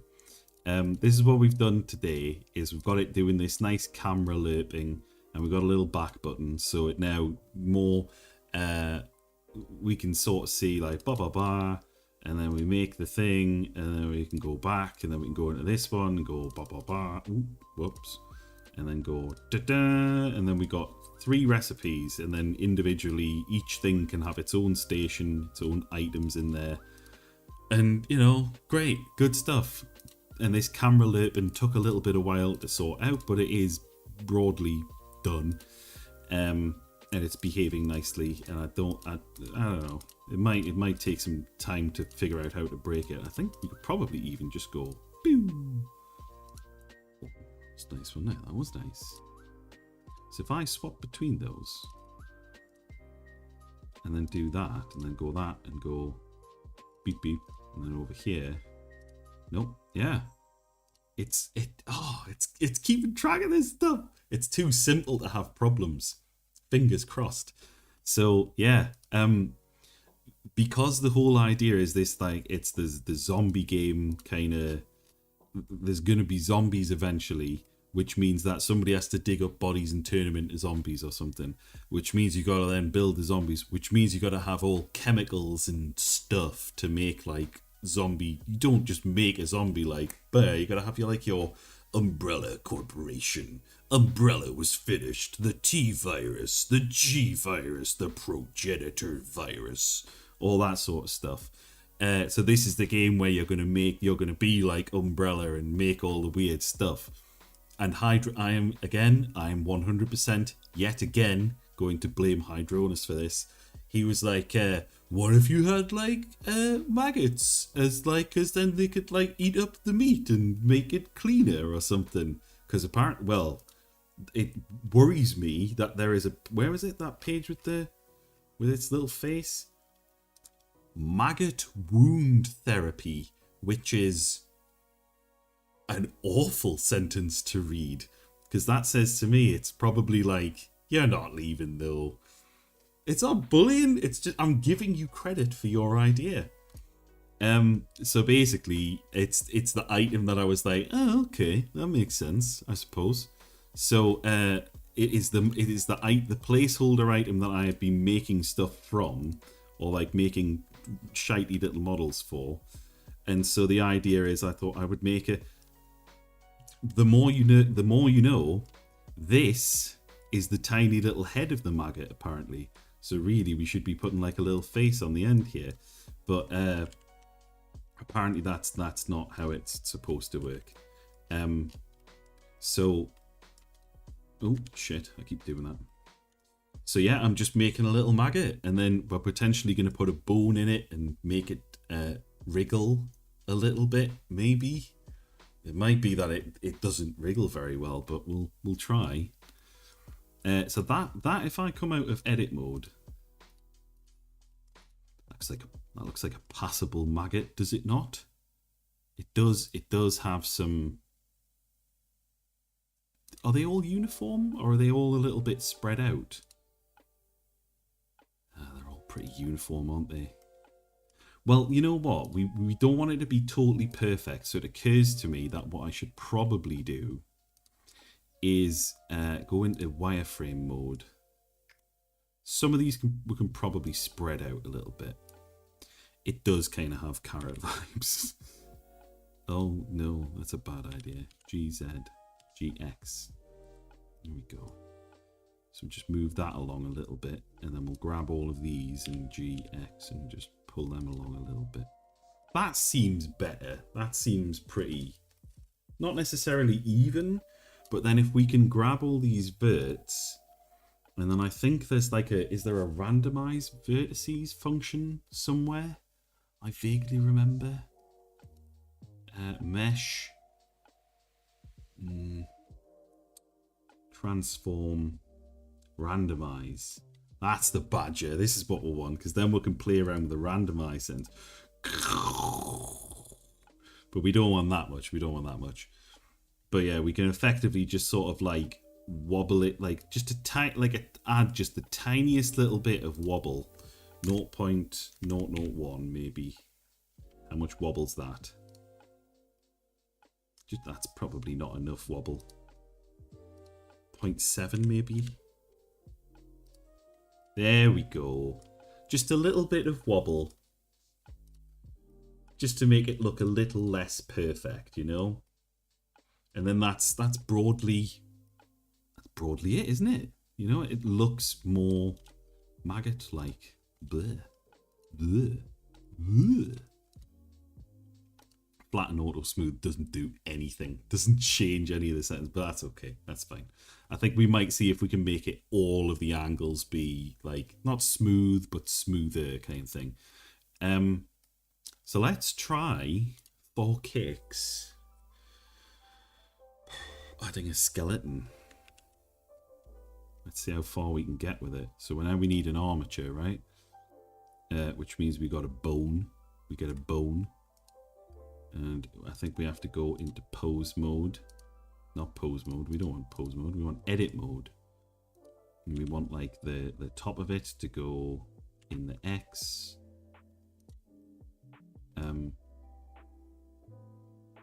Can I think doing this on the X-axis might not have been a great idea, but maybe we can find the bone. Can we look at the individual positions of the bones? I can't remember how we do that. There it is. Tail minus That's what we're after, I think.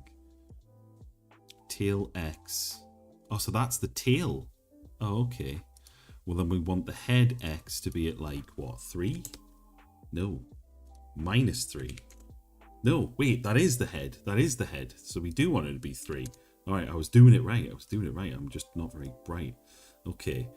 And then yeah, so then we want the tail. We want this to be at 0 and this to be at like, I don't know, like minus.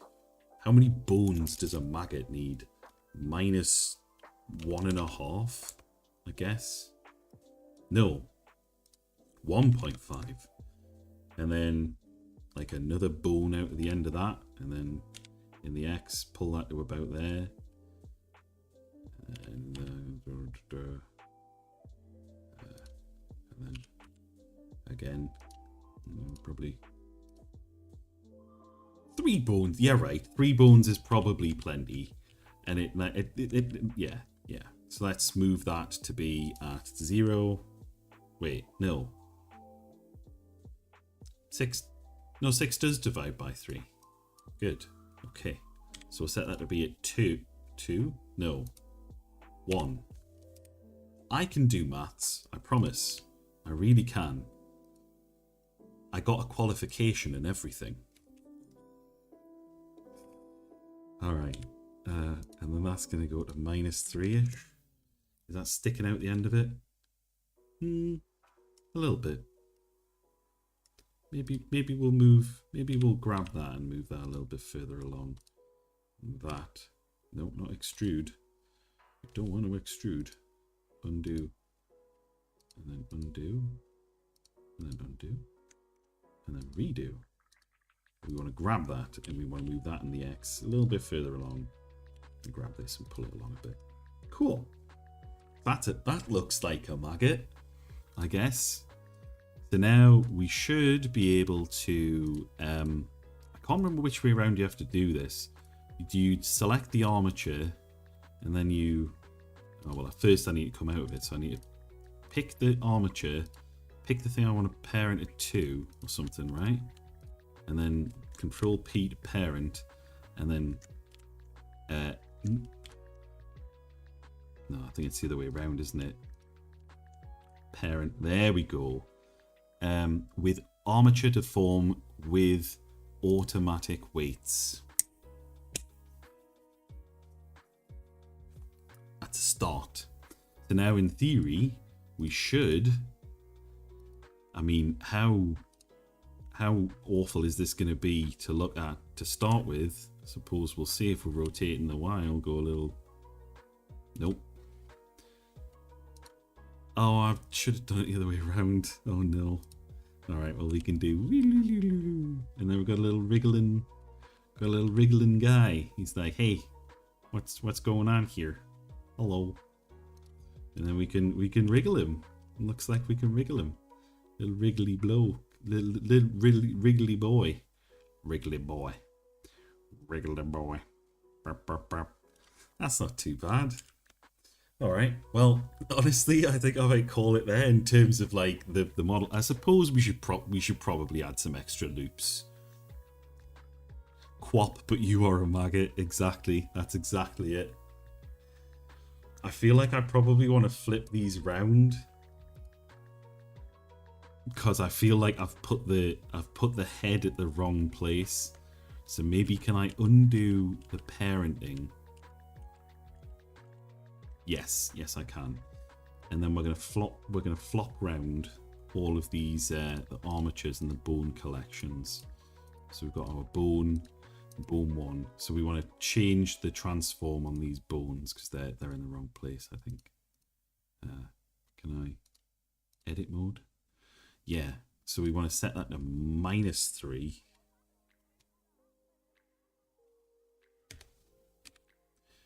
Because then it'll make it a little bit easier to, and then minus. I think it's basically just everything's getting flipped, right?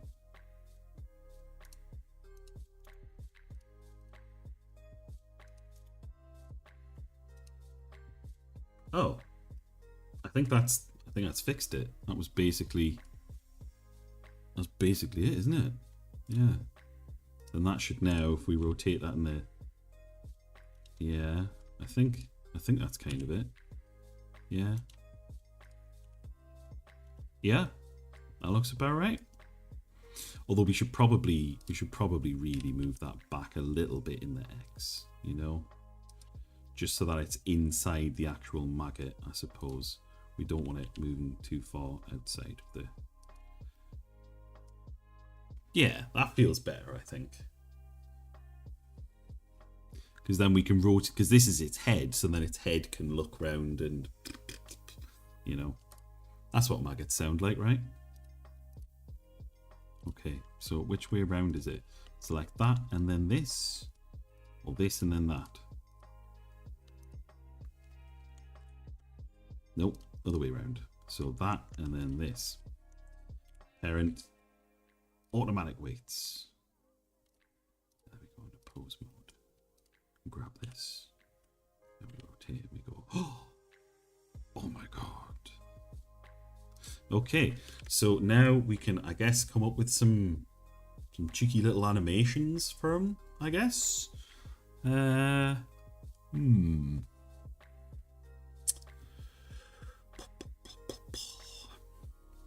I should probably save it for a start. Let's save this.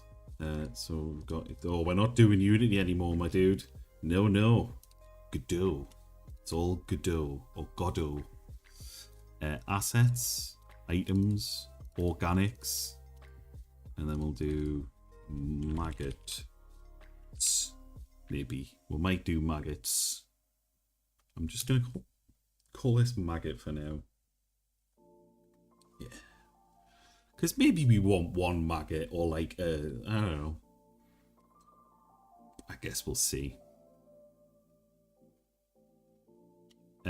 It might. We'll call it maggot. We'll just call it maggot. Sure. Or maggots. That's the item name. So yeah, we'll do that. Okay. So then we've got that, and now what we need to do is give it some sort of an animation. So I suppose we want to maybe record auto keying. I swear all this stream is talk about maggots. It's subbing. You know what? Don't blame you, man. I don't blame you. Alright, so if we got auto key and then maybe at like 10 frames, we want like a bit of wiggling in that direction and a bit of wriggling in that direction.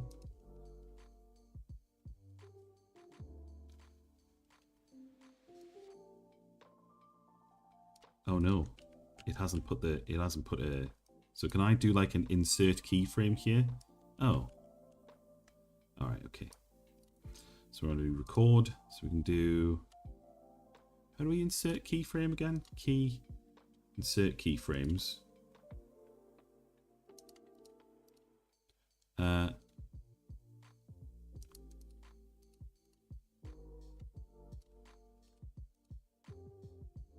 It has nothing. Oh no, there we go. Bone 2. Okay, so it is putting a keyframe in. Do you know what? Let's have it be a little bit rotated to start with. Yeah.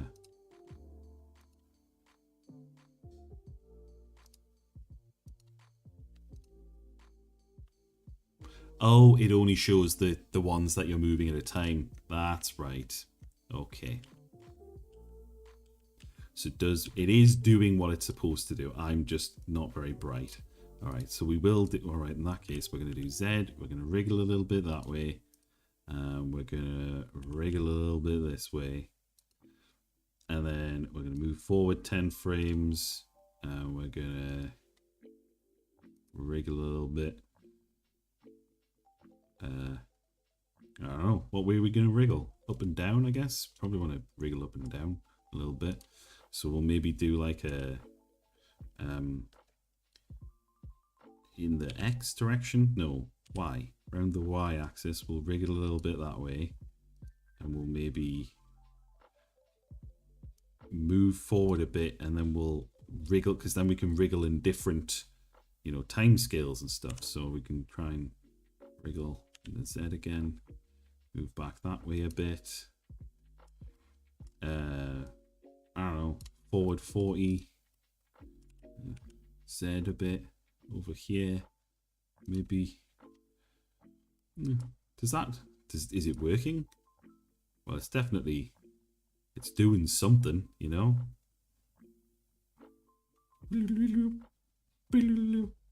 Incredible animations. You know, this is the next AAA title. Whoa, whoa.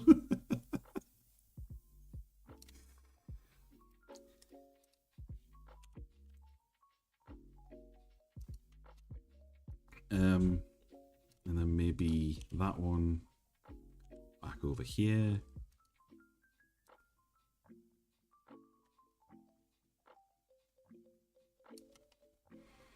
And then I guess maybe, I don't know, move it down a bit. I guess what we can probably do is come to certain positions, and if it's looking a bit boring or unbusy, we can probably like add additional, because that's staying the same for that bit. So I think really if we, so for this one we want to maybe like rotate up a bit in the Y, like that. So then that should have like a, and then maybe we can like start rotating backwards a little bit. So maybe over here. And maybe that over to, ooh, no, I've messed that up.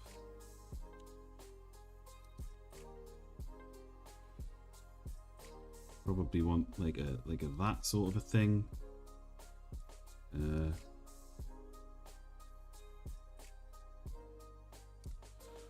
then if we can find our way back to like kind of a flat kind of thing, so that we can loop it, and then pull that back down to be almost in center, and then we don't really want to be touching that direction. I don't really want to be twisting it. Only because it'll hurt the little maggot. It'll hurt the little maggot. We don't want it. We don't want that. Poor little maggot. And then maybe that, and rotate that back to being roughly centered. Ugh, that's not roughly centered. God! Oh, let go, man. Roughly, so there we go. So that should more or less be wriggling a bit, and then I guess like it. Oh, that's boring. That's really boring. Because it goes from nothing. Oh, but it starts a little bit kinked. That's right. So we're going off to the side.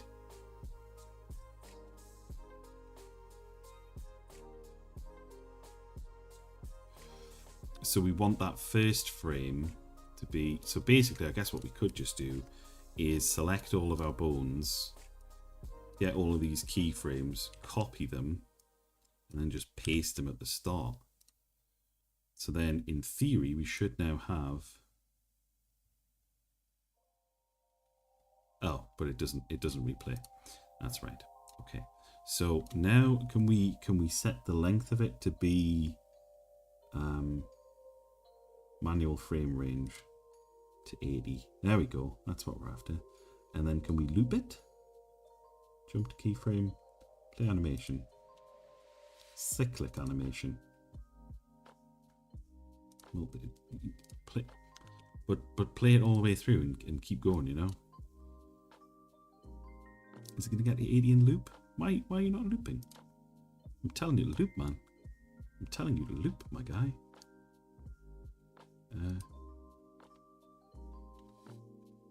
Cyclic animation. Oh, start and end 250. Right, there we go. 80. Yeah. So we don't want manual frame range. There we go. So.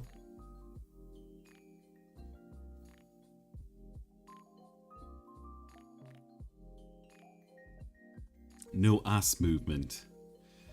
Yeah, I suppose, you know, we should probably get some ass movement in there. So let's do that as well. Let's get some ass movement on this guy. Let's jerk that booty. That is a thing that people say, right? So maybe we'll do in the middle.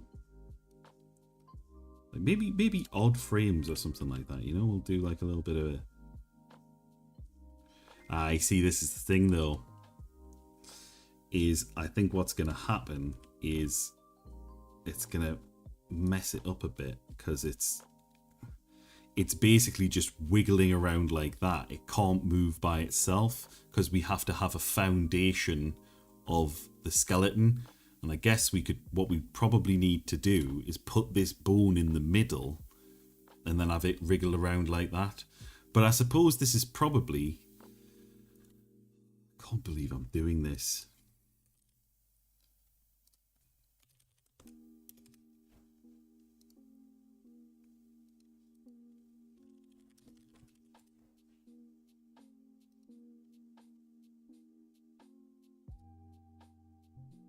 Can you dance like a maggot?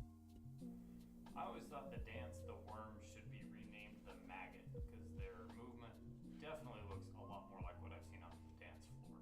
The reason why maggots have to move this way is, unlike beetle larvae, they don't have prolegs, and that's really because they don't need them. Typically, they're laid right in their food source, so they usually have to crawl very little distances to get to more food as they've consumed what is already there. Once they've had enough, and so we need way more than 3 bones for it to be accurate. And that is where they will transform from a maggot into a fly. So if you Can I send a bulging ripple through it? I don't know, man. I was actually thinking maybe a way to do that is with a shader. I was gonna say, because there is. I'll tell you what I'm gonna do is whoa. No, don't blend. Don't import the blends. Disabling blend. Oh God. Cancel. Oh no, I shouldn't have done that.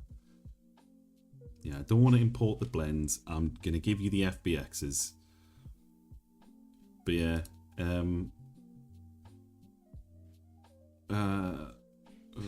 so there was a shader that I was working on.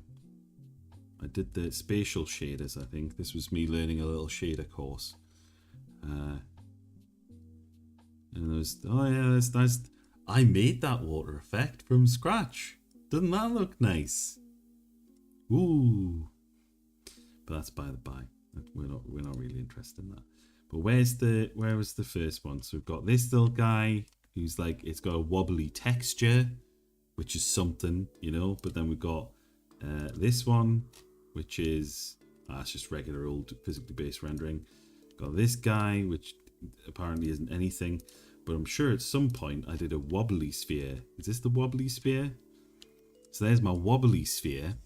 So I'm thinking that if I can make a sphere wobbly like this, I can probably draw on that to put, as you say, a bulging ripple through the maggot.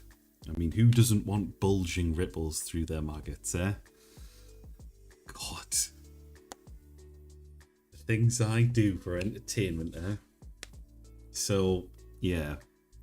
Effectively, yes. I could, well, it'll satisfy Hydronus, you know? And apparently, according to, no, I won't share, but Hydronus sent me some stats a little bit earlier, and it was very interesting. So really, I probably should be keeping him happy. So,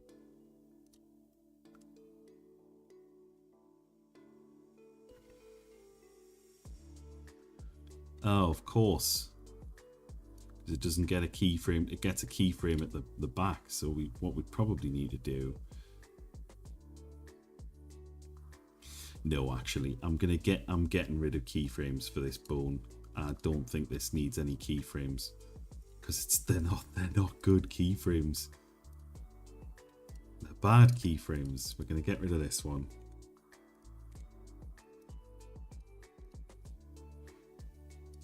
think I'm just gonna have it be like that, and then we'll maybe.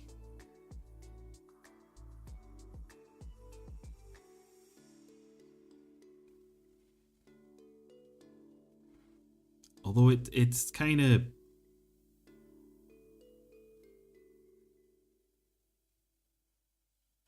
It's missing a little something, isn't it? So I think maybe if we pop some, I don't know, let's say some. I think we want some upwards motion on here. So we want this to rotate in the Y a bit, I think. So we've got a little something going on there. Apparently that's not enough. That's weird.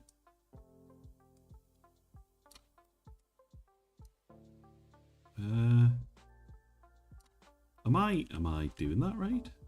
I want you to be further up, man. I want you to be wriggling around like a little guy, you know?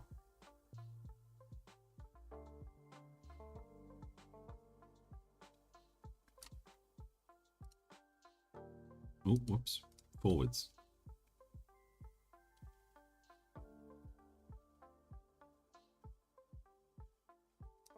That's really quick, isn't it? So we probably want to move this keyframe out a bit.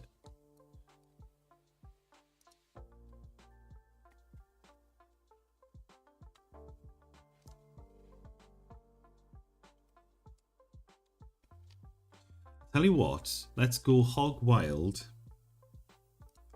Turn that off. And let's just duplicate a bunch of these, and then hopefully can we turn, I don't know if we can like, can I Shift D to duplicate? No, not like that. The whole shebang. I want the whole thing. Shift D to duplicate.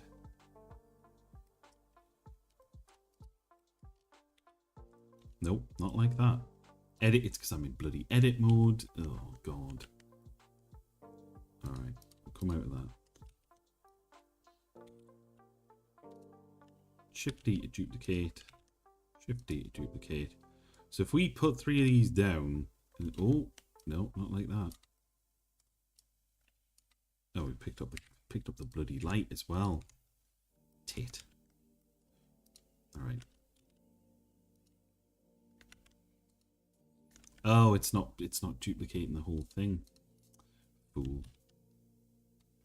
That's not duplicating the whole thing either. Oh, that one is though.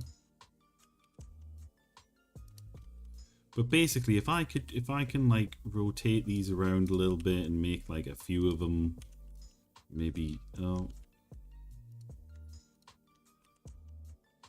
I don't know, like this sort of thing. You've also become bust. So maybe rotate you around like that. Oh no, they are just genuinely rotating in weird ways. Okay. Ballionaire released yesterday. What is Ballionaire? Ballionaire. Fast-paced kinetic roguelike where strategy meets physics. Like a pachinko machine.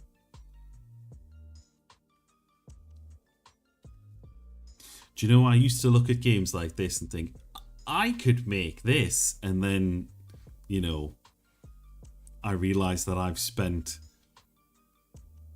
the best part of 3 hours, the lion's share of 3 hours, getting a camera to nicely, smoothly move in and make a maggot wriggle.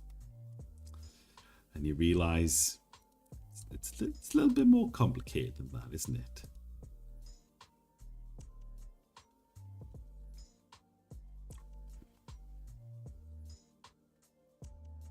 I'm hoping that if I rotate these, it's going to look less obvious that they're all doing the same thing. But I think it's going to be super obvious that they're all doing the same thing. Oh, we've got an accidental extra thing. Alright, well, we basically just want all of these to go. Cylinder 1, cylinder 2. Alright, so it's, yeah, it doesn't even have rippling bulges yet. No, it doesn't. You're right. What will we do if we can't have rippling bulges in our maggot? Do you know, 3D animation is hard, yeah, I know. There's people who make entire careers out of it. One day I will have the best maggots. One day. One day this'll all be fields. Okay. I'm sure there's a thing, like there's a little thing you can pop the, is there like the play thing you can pop at the bottom? Used to be it was there, I think. They must have got rid of it.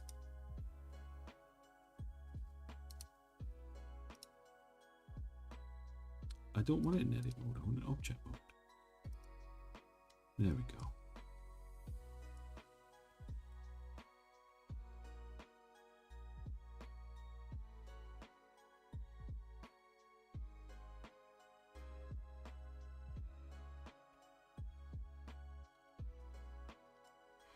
I think it is spending too long in that start state.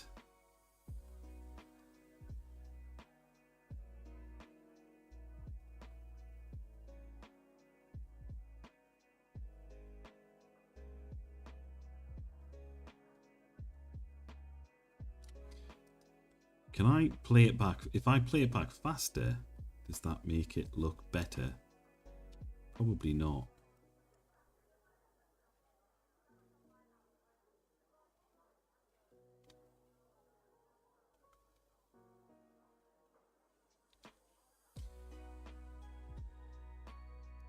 What if, here's a crazy idea, kind of like we do with texturing. What if we did something similar for, so we want to go in pose mode, right?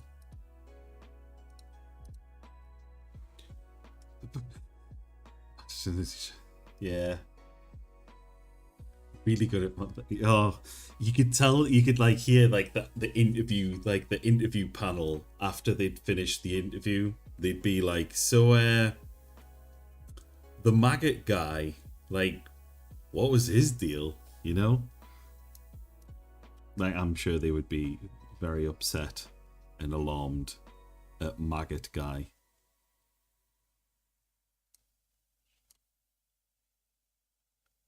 He was a character. Right, so, like, let's say if we do 160, and then we copy all of these,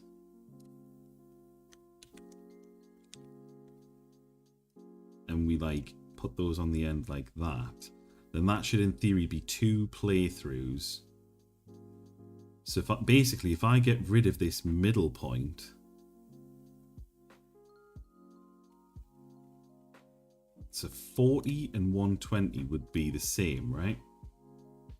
So if I basically get rid of that and get rid of this, then that should now be a pretty seamless animation with a weird janky bit in the middle that doesn't make sense, right? I think. So there should be now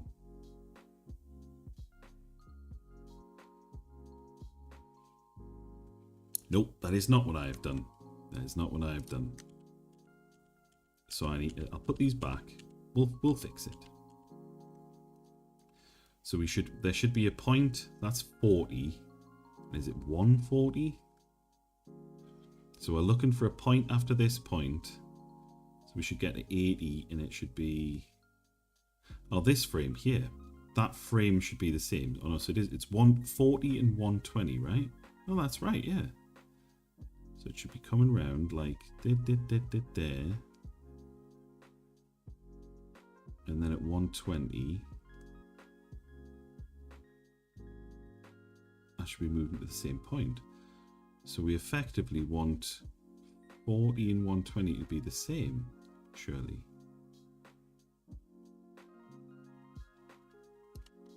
So if I wrap that, so if I delete these, is that not what I just did though? I would have thought that was what I just did. But that's okay. We'll make it work.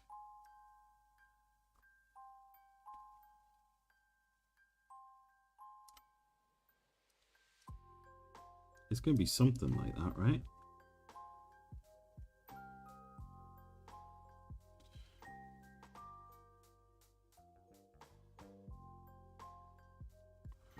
Close. Not quite. But effectively, if I can find like a little scooch of a place to like at the 0th frame, so we start there.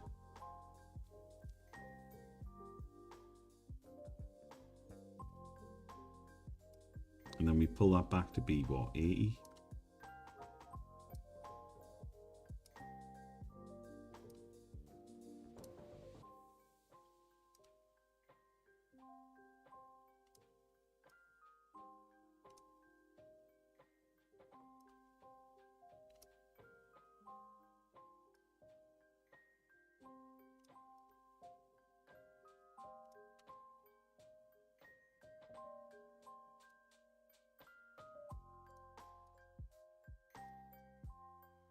Do you get what I'm trying to do, though? I don't know if I'm doing this right. Probably not. But I think there's probably a way to get this to just seamlessly line up so that it's kind of like what you do to make seamless textures.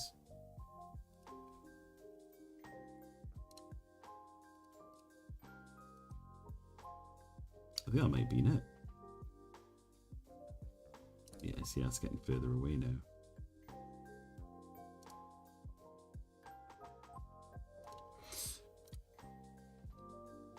Is that actually the same, though? Because it's weird that it's jumping.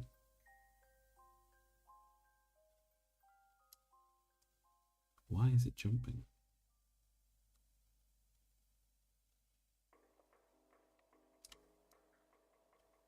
So we should have frame 0, frame 1 should be moving.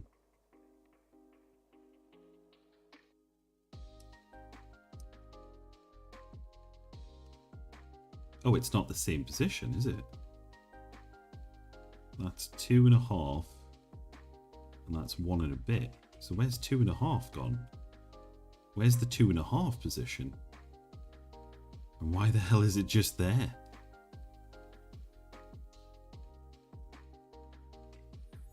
What?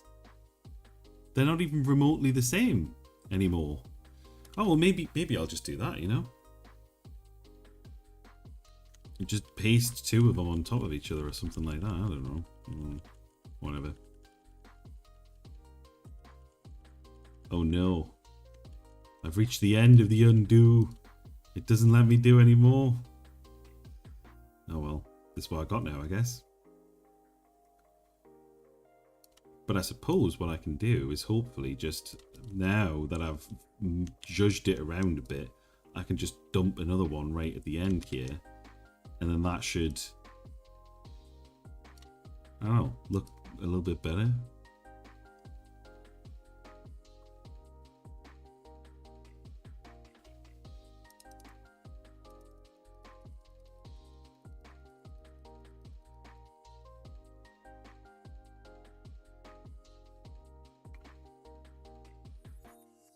But again, it's jumping as if the first and last frames aren't the same, you know?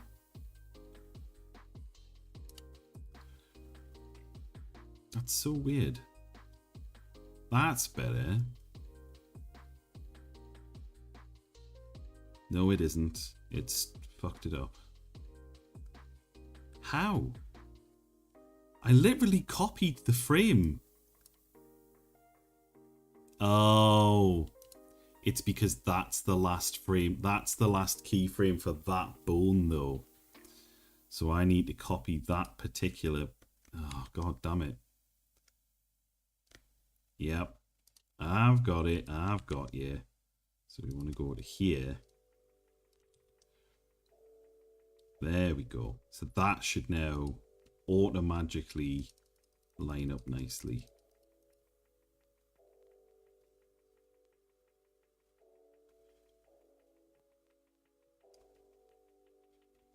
Except for a frame, it's not doing anything, so I think we want to pull that back by 1.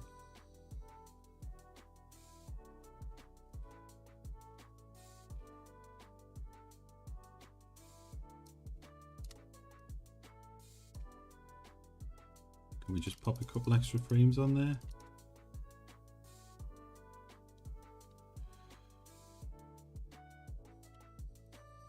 Maybe we can make it so it gets to that point really quickly.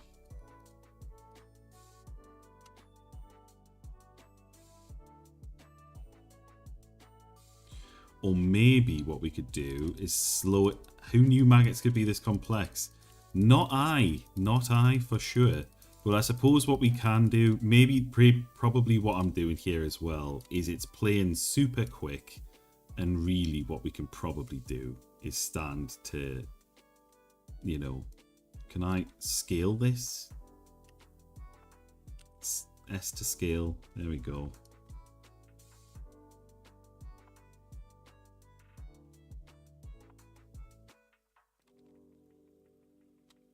Oh, but it's scaled off the edge of the... Alright, okay. Well, we'll maybe grab those, pull them in.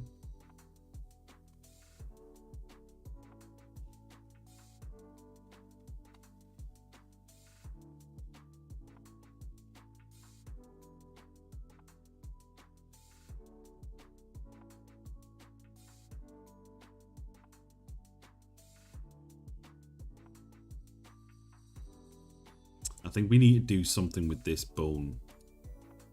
Which bone's that? Bone 1. So we want a little something, I think, on the end here. Just because it's looking a bit like it's just... Yeah, it's not really doing anything interesting, is it? Screw it. Do you know what? Screw it. It doesn't have to be... It doesn't have to be perfect. It really doesn't. So maybe what we'll do now is we'll try and export this and get... That's probably the main thing, is if we can get it into the bloody thing, that's a start, isn't it? So we can... So where's our little... Yeah, so we'll pull some more colours from this, some darker maggot colours, and we'll just go into the shading bit, go into edit mode.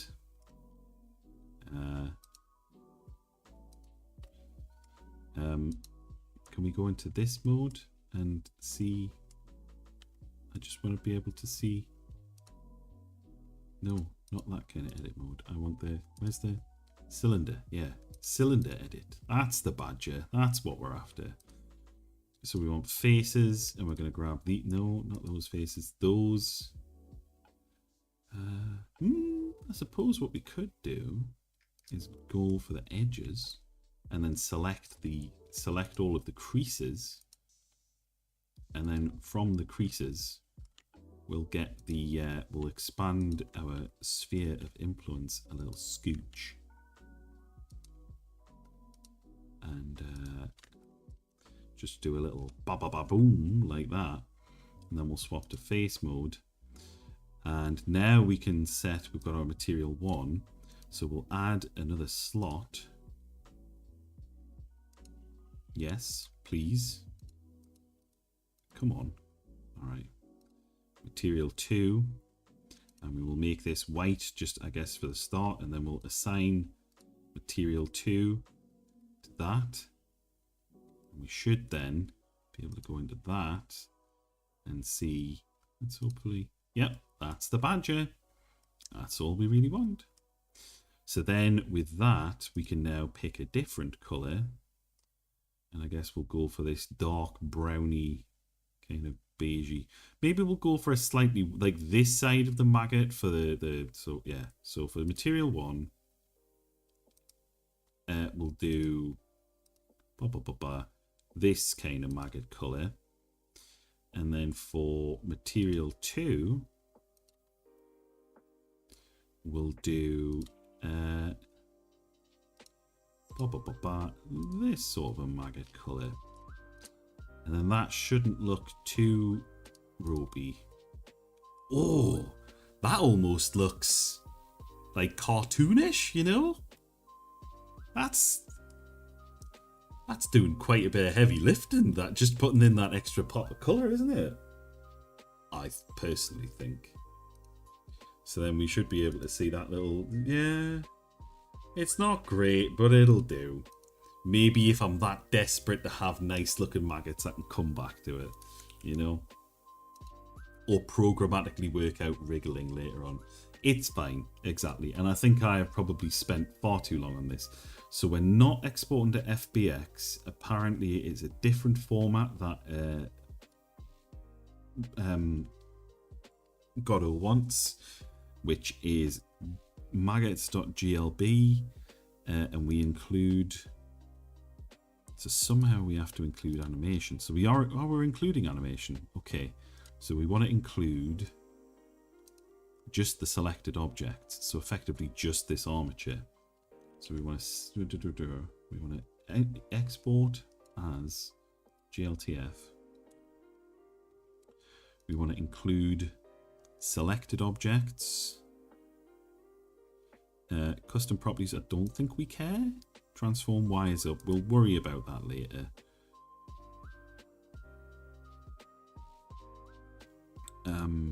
There's a bunch of other stuff in here that I don't really fully understand, but that's fine.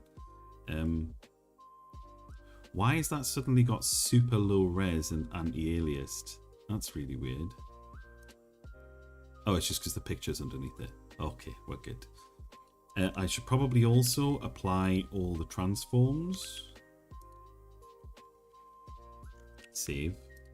Just to give us the best possible chance. And then we're going to do data, animation, just the selected objects. What's the worst that could happen? It just doesn't like it. Alright, so come on. Wouldn't it be nice if it just came in nicely? It's not gonna. It isn't gonna. But wouldn't it be? Wouldn't that be something special? So we'll instantiate a child scene. So we should have listed in here, I think, maggots.glb. Okay. Well, we have...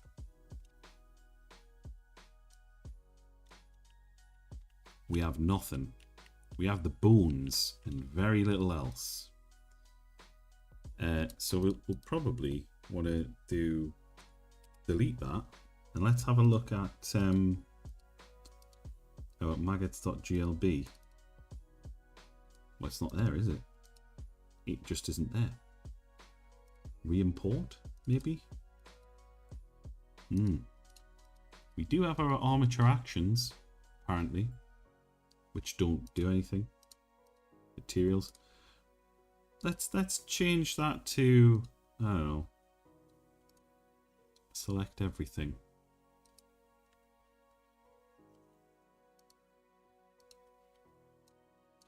Alright, so we're going to select all.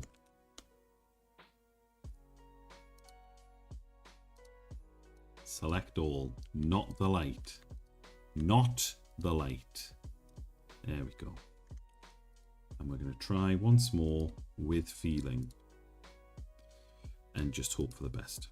Alright, so once more. That, oh, there it is. There it is. Can we play our animation action? We got a little... There he goes! Look at him go! He's just doing his though. He's just doing his though. He's just doing his though. Looping mode. Linear. Ooh, ping pong. We could ping pong it. That might make it look a little bit better, actually.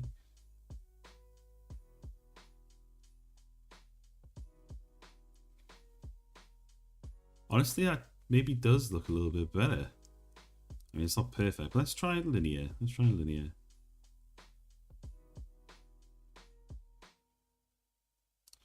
Let's do ping pong. Screw it. Yeah. All right. So, it does all right. Looks okay. So then we should now be able to instantiate child scene. Oh, it's huge. But it's in there. It's in there. So in theory, we could set the scale of this to be a lot smaller. A hell of a lot smaller. Oh, because it's set to a scale of 3, isn't it? It's a scale of 3. So we actually want this to be a hell of a lot smaller, I think. But what we can do is basically just go into our delete node maggots. we can go into our maggots. That's not. It's not the UI one. It's the ingredients. Maggots.tscn. Get rid of our box. Get rid of that. Who wants a box when you can have a giant maggot? Okay. So then we can do scale is going to be like what? 0.3, I think. 0.3 is probably fine, I think. And then can we do like a editable children animation player? Can we do an autoplay? Yeah, autoplay. There we go. And then maybe now when we just save the game and then we blah blah blah blah. So what we should be able to do is click on our thing and do 1, 2, 3 of these and go bam and make a maggot, and it makes a goddamn maggot. That's incredible. Look at it go. Oh, but it played it once and it doesn't loop. But we can fix that. We can fix that. That's not too hard to fix. Editable children. Whoa. Editable children. What? Well, then let me go into it. It's automatically imported, so it can't be automatically imported. Well, re-import with the settings. Oh, because I have to click re-import, don't I? That's right. So I need to go into here and I need to say ping pong, save to file, yeah, loop mode, and then re-import, right? And can I set the scale of this actually? No, I can't. Or can I? Meshes. Didn't give us anything, does it? No. That's fine. As long as it has this loop mode, ping pong, save to file. What are these? Are these all the same? Can I delete those out? Because I don't think those all need to be there. Action editor. What actions do we have? Oh god, they're all there. Delete them out, man. Delete them out.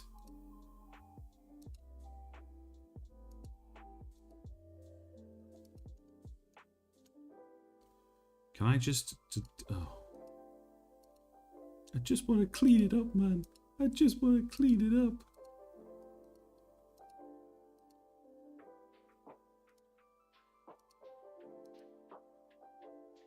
I probably shouldn't save anything to this because I might have busted it if I do that.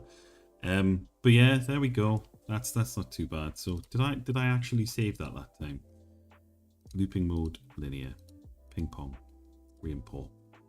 So now it should. If I just let's try it in the main level again. Why not? Make maggot, and then it should. Look at it go! Look at it go! Yeah! And then we should be able to leave and it'll just stay there wriggling around. And then over here we can hopefully spawn in some maggots and then clear the nuts. Make a donut out of maggots in a ball. Alright. Yeah, well, that's a decent enough little model to start with, I guess. So, what else do we need to do? What did I say? Highlight on mouse over, so we probably need something like that. Is it worth doing a little shader to...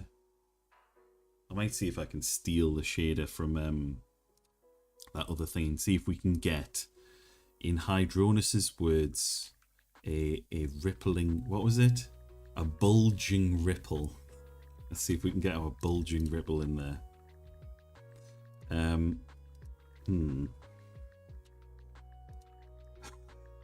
God, I can't believe I'm making a bulging ripple for a maggot. I mean, it'll be scientifically accurate, but also it's rough. Okay. Spatial shaders. Is that what I'm after? I think. Yes, I think it is.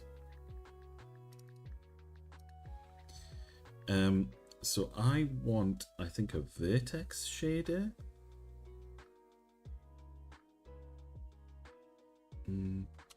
Let's remind myself. Let's come out of here. Which one does that have? And then we'll steal the code, and we'll redo it. All right. So no. Here are you. Is it 2? No. 4. 4. So what do you have, my dude? You. If you go into our material, vertex shader. Okay. So we're gonna steal the vertex shader. Very nice. Very nice. We'll just open that in Notepad. And we'll quit project list. Don't save. Good. So good. So good. Back in here. And I guess for our maggot factory, our little maggot guy, can I apply a shader on top of it? I might not be able to.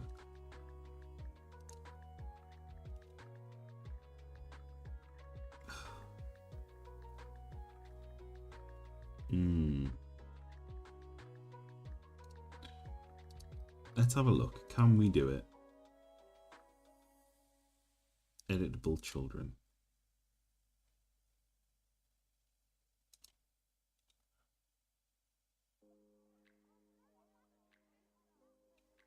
What were the two options again? There was like a make local, maybe.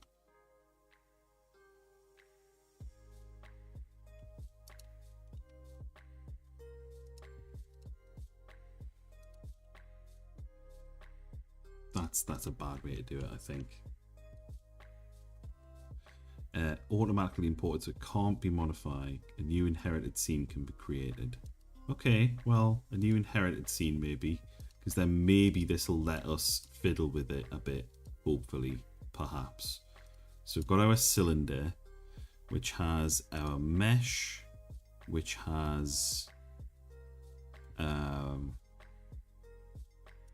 surface 0, surface 1. Oh, yikes. Okay, so can I basically what I'd really like is to be able to pull this out and replace it, but that's okay. Do you know what? Maybe we'll just do without a pulsating. What was it?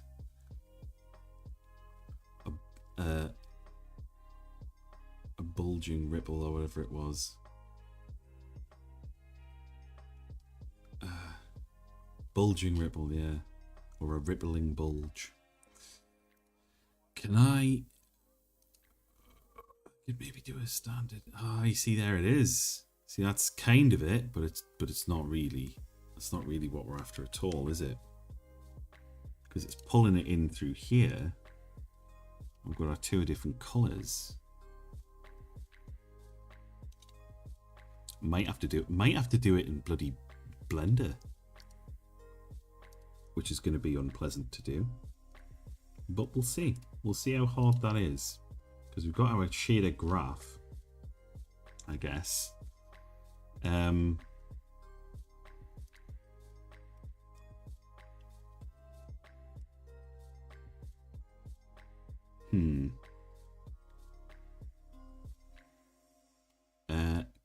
Can I make what options do we have in Blender? Can I just sort of make this work? Texture shader, volume shader. This does not seem like it's what I'm after, really, is it?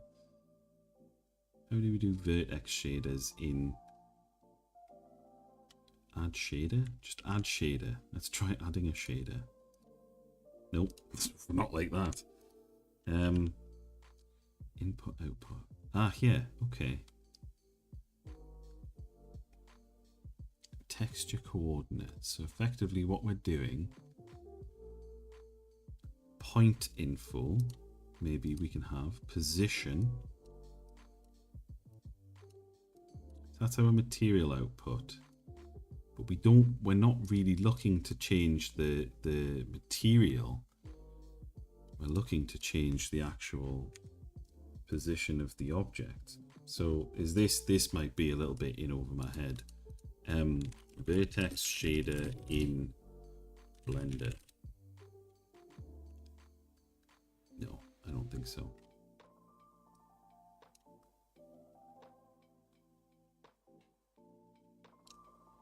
Can I unwrap this UV actually? Because if I can unwrap the UV as like a nice texture for it, then that would be even easier, wouldn't it?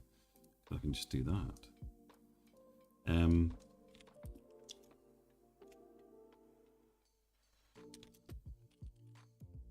UV unwrap Blender.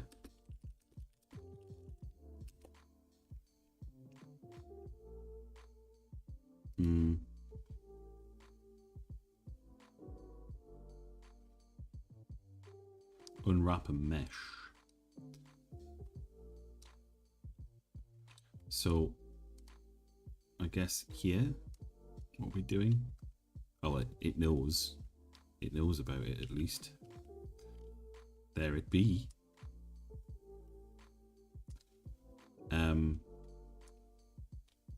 But how do we output those textures?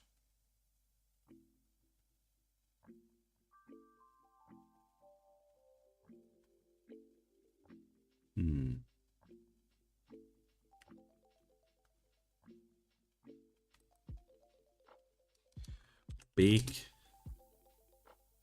albedo to UV Blender. Render baking. Cycle shaders and light. We don't want lighting. We basically just want the texture. Base color. That's what we're after. Okay.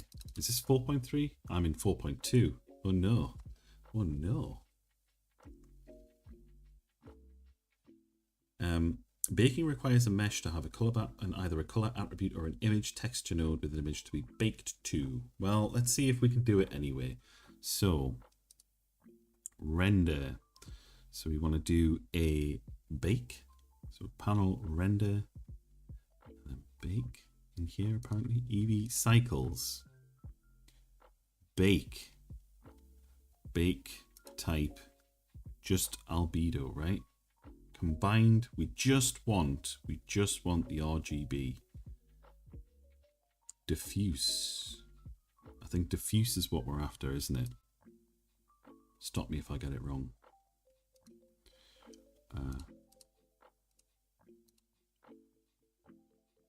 Diffuse. Bake. No active image found in bake from. Target.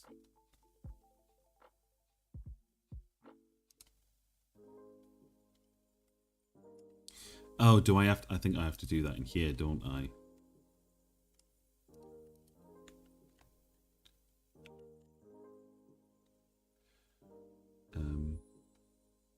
Texture. So I'm going to do like a image texture. And 1024 is probably too high, really. Like 256 is probably plenty, I think. Maggot, I guess. Color, it's going to be nothing. New image. And then we go back into the render. We go cycles, bake, image textures. There we go. That's possibly what we're after. So if I now set that to be this instead, that's basically it. That's perfect. That's what we want. Because then we can handle the rest elsewhere. Perfect. God, you'd think I knew what I was doing. Almost. Alright, so in theory we should now be able to open this go to our image editor, for example, and we should be able to save this out. Save as maggot text. Not text, but you know, we can deal with text.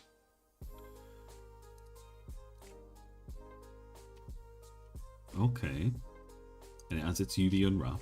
So effectively what we can then do is re-export this, I think. If we go back to modeling, we've got our armature and our thing. Can we re-export that? The GLTF maggots include, do not include materials. Can we selected objects, data, don't pull the material out. No export. Yep. We don't want any textures coming out of it. We will worry about the material. Okay. Mesh, UVs, normals, tangents. Okay, cool. We'll export that. So now when we pull that back in, I should have nothing. Well, not like nothing. Something. We want it to have something, for God's sake. Why do you not like this so much? Why do you hate me so much? Okay. No export. Let's try that again. That's better. That's what we're after. So we should now be able to play that. Yes, we can. But this cylinder is now its own. We are in control of the horizontal and the vertical. Not create new property. Not on the animation player, man. We want to change this. We want to change this material. Override material. Can I change the import here? Materials. Unnamed material. Use external. Can I just say unnamed material, re-import, and then just say use external? So then when I go into here, I should be, no? Still having none of it?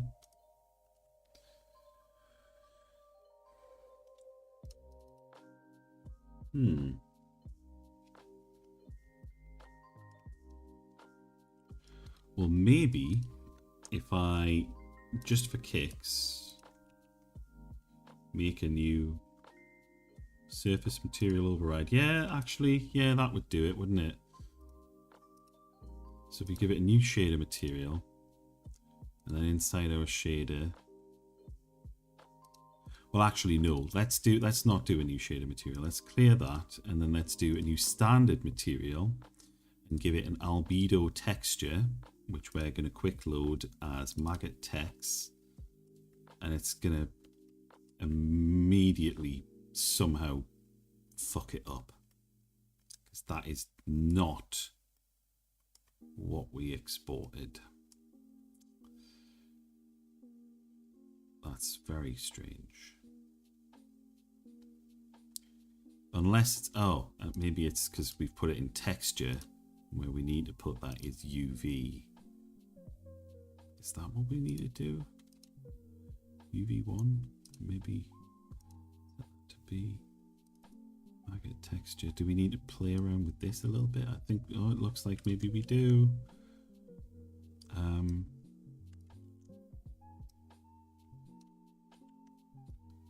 What's the scale on this supposed to be?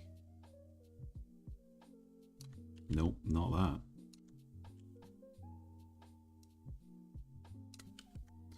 Oh, wait a second. Oh, it's exported like a fucked up lighting version of it or some shit. Ugh, no. That's not what we want at all. Gross. But it knows. It knows. What does the actual texture look like? If we go into the file editor.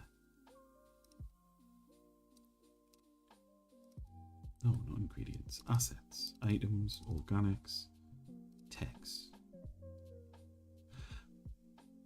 That is different to what we're getting out here. That does look qualitatively different to what we're expecting to see there. How is it reading that from here?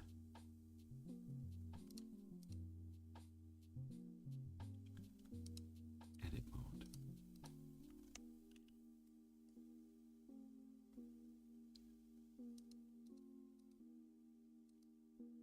Nope, not that. Render result. No. See, that's not really what we're doing, is it though? So let's try that again. Bake type diffuse. Oh, god damn it.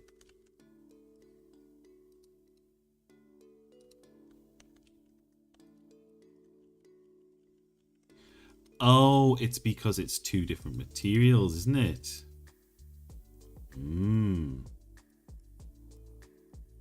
I think, possibly.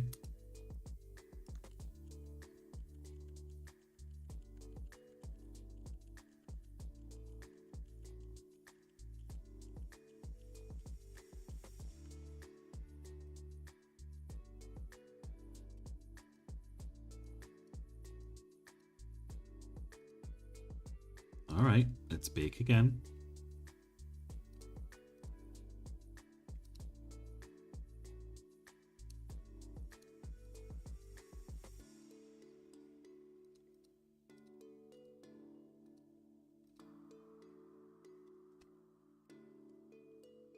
Just the color.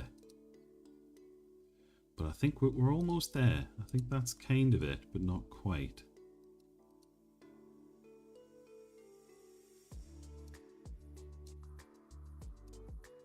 Nope.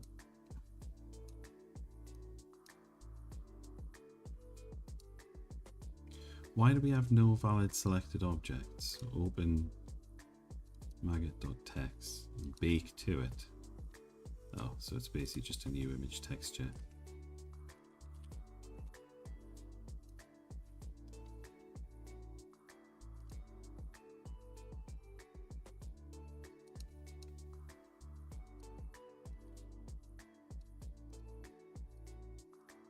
Oh.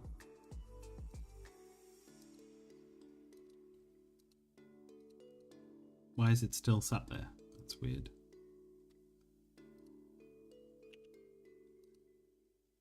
Why is it saying no valid selected objects? Is this something strange that I've done wrong? Almost certainly. So, the active image texture. So what is the active image texture? Can you tell me what that represents?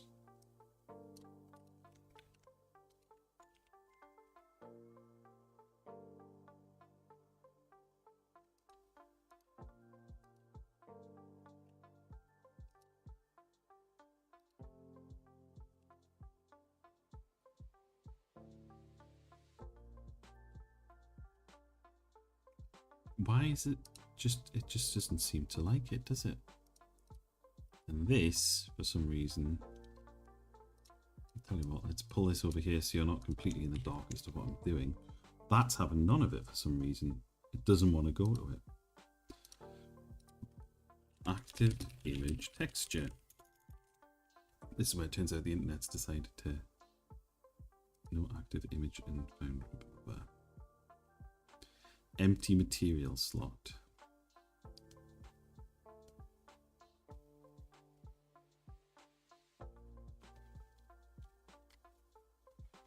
Empty material slot. Oh, yeah. Delete that.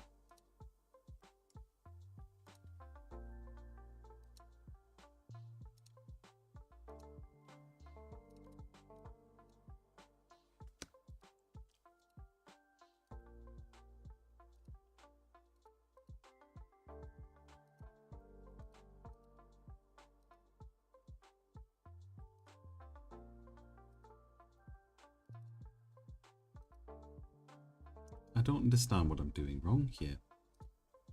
So each material slot requires an image texture in the node setup and looks like it even if the material slot is empty. And it looks like even the material slot. What?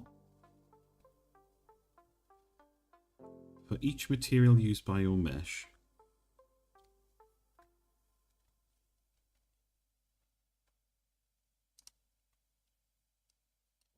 Oh, I see. Right. So we're going to do a new untitled, and we're going to call this maggot texture.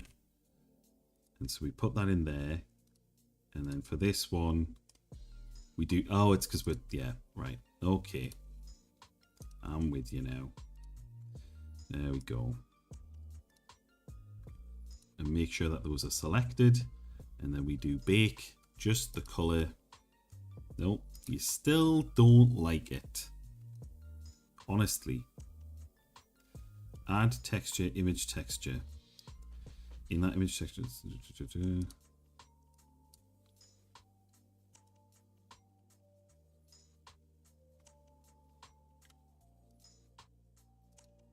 And you don't get used at all.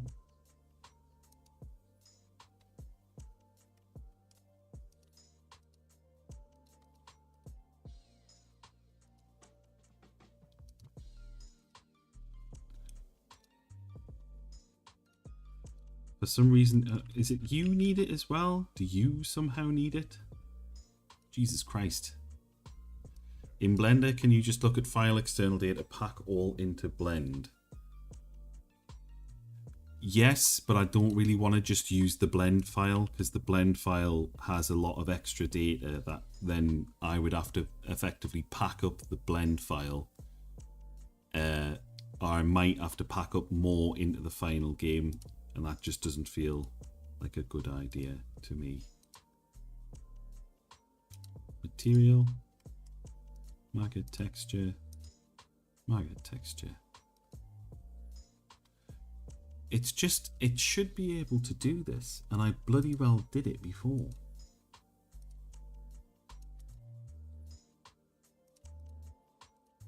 I literally just want you to put it into the one fucking file. There. Big. Oh, thank God! Thank God! We finally got it. There we go. Alright. There it is. So, not maggot. We go into... What was it? Maggot texture. There it is. Hooray! Look at that. Incredible. Truly revolutionary. So, we should now in shading be able to, rather than slots, we can get rid of both of these slots, I think, and we can basically just say a new material, and we can get rid of this principled BSDF, and we can just give it instead, Shift A, a texture, an image texture, and we can open up, or use rather, maggot texture, color, surface. That's it. That's all we really wanted, was just a rough idea of like color, because then we can work with that, you know. It doesn't look super nice, but maybe we'll undo that actually for a second, rather than getting rid of everything entirely. Maybe 256 is a little low, because realistically that's pretty small now I think about it. All right, so we're going to make another one, new one. I'm going to make it 512. That seems like enough.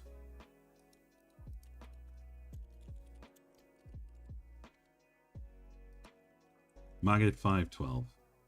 Okay. And that's going to Maggot 512. And we're clicking on this, and we should be clicking diffuse. And then, oh, it hasn't done it. Oh, is it because material 1 is being used by the same? There we go, that's what it was. Okay, so that should now, slot 1. Alright, try again.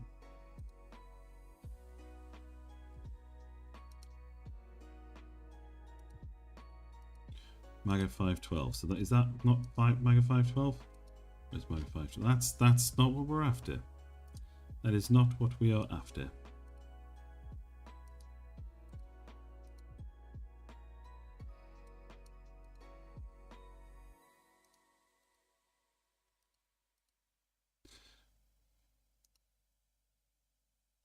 There it is. All right. So now if we pop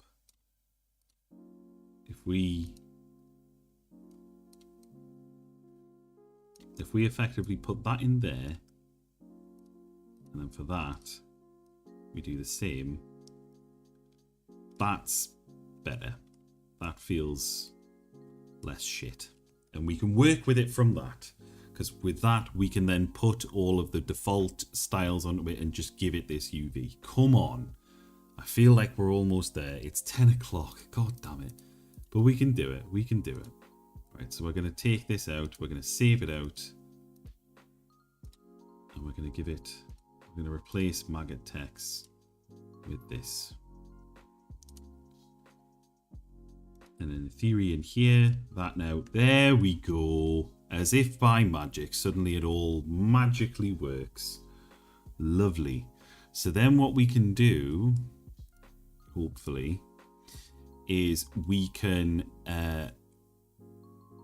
convert to a shader material to start with. Well, first of all, let's make it a bit shinier or something like that. We can fiddle with the metallic and roughness. So we probably want the roughness to be... Ooh, well, actually, we can... we can make him shiny and slick and awful. Blech, blech, metallic. Yeah, that's probably better, isn't it? Yeah. A shiny, slick maggot. Cool. That's good. Oh. Yeah, we might need to customize this a little bit, but that's okay. We can do that. I think we can probably, if we can do this, we can then save this material down. So effectively we can, if we do that, and then we say convert this to a shader material, this should have everything that we've already got in here. And that's perfect. That's exactly what we want. And we're going to save this as, no, not that. Just save this bit. We want to save this as, can we save this? Save as. There we go. That's what we're after. So we're going to save it in assets, items, organics, and we're going to call it maggots.trez. Shader.trez. So there's our maggots shader. So then what we should be able to do. Oh, is the rubber going to hit the road very, very quickly? Hopefully so. So we've got our vertex shader is that, and then we're going to do vertex dot. Do you know what? I'm just going to copy it across just so we get a rough idea of what it's doing. So we can just paste that in and then we'll fiddle with it later. So we'll save that. So in theory, oh yeah, it's already doing it. Let's pull that down.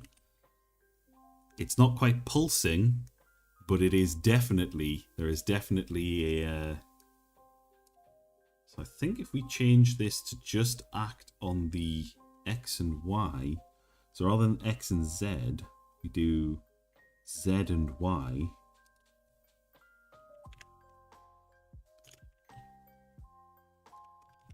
Z and Y, which means we put X in here.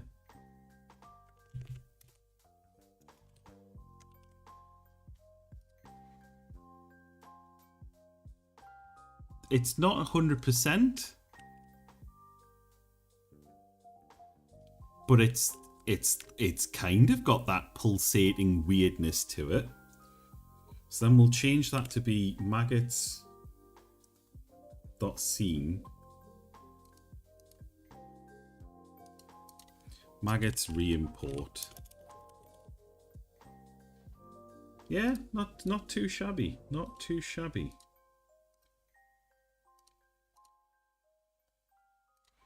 And then we should be able to then close that now, I think. So we've got our maggot shader.trez, which if we open that, yeah. So that should be saved, I think. So can we close that? So if I'm just going to copy all of this because I have a horrible feeling if I don't close that and don't save, it's still not going to show up. But it has, it's still there. We're good. So now what we can do, I hope, is re-import this, and for its material, we can give it an external material and pass in our shader. So we can re-import that, hopefully. And it doesn't work. It doesn't like it. It doesn't like it at all. But that's okay, because then what we can do is we can basically just was automatically imported. So we can do that. That's fine. So, but we can do the same thing. So basically we can just go into here, we can say surface material override, and we can say quick load our shader material, and there it be. There it goddamn be.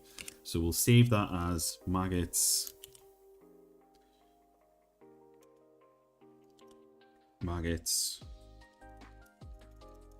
with shader, I guess.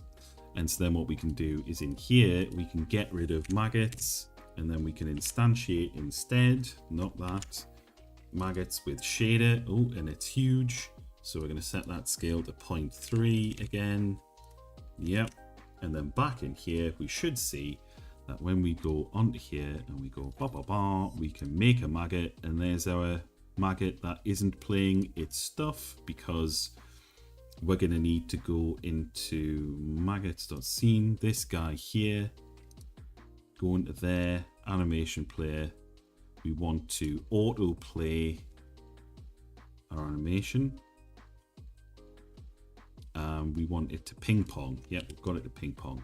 So then we should now be able to start the game and ba ba ba. And hopefully, there he goes.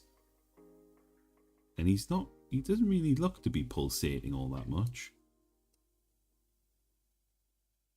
But he should be pulsating a bit.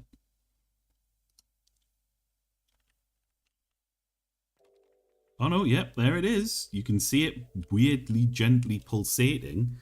So maybe what we could do is, I guess, in our shader, just go balls to the wall, you know?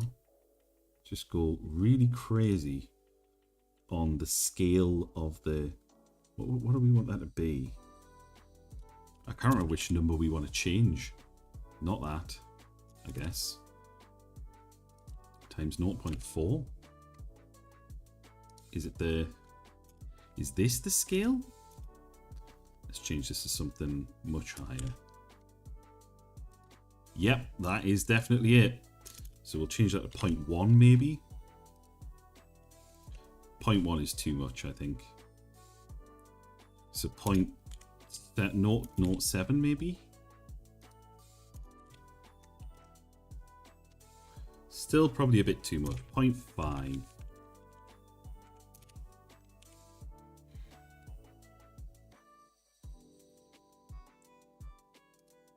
Even 0.5 seems a lot, like 0.4. Yeah, there we go. So if we now pop them into here and ba ba ba ba, and then we get our, oh yeah, that's a creepy little maggot guy. Look at that, creepy little maggot man. That will do. I think that's a pretty good result for today. So yeah, decent little start. And even though I appreciate you pushing me to stick with it and do something interesting, even though I wasn't really feeling it at points. What a lovely maggot, I know. Now it's gone from the maggot guy to like, oh, the maggot guy. Like, it was weird that all he had was maggot models, but they were pretty good. Oh, what is my life, man? Oh. Okay.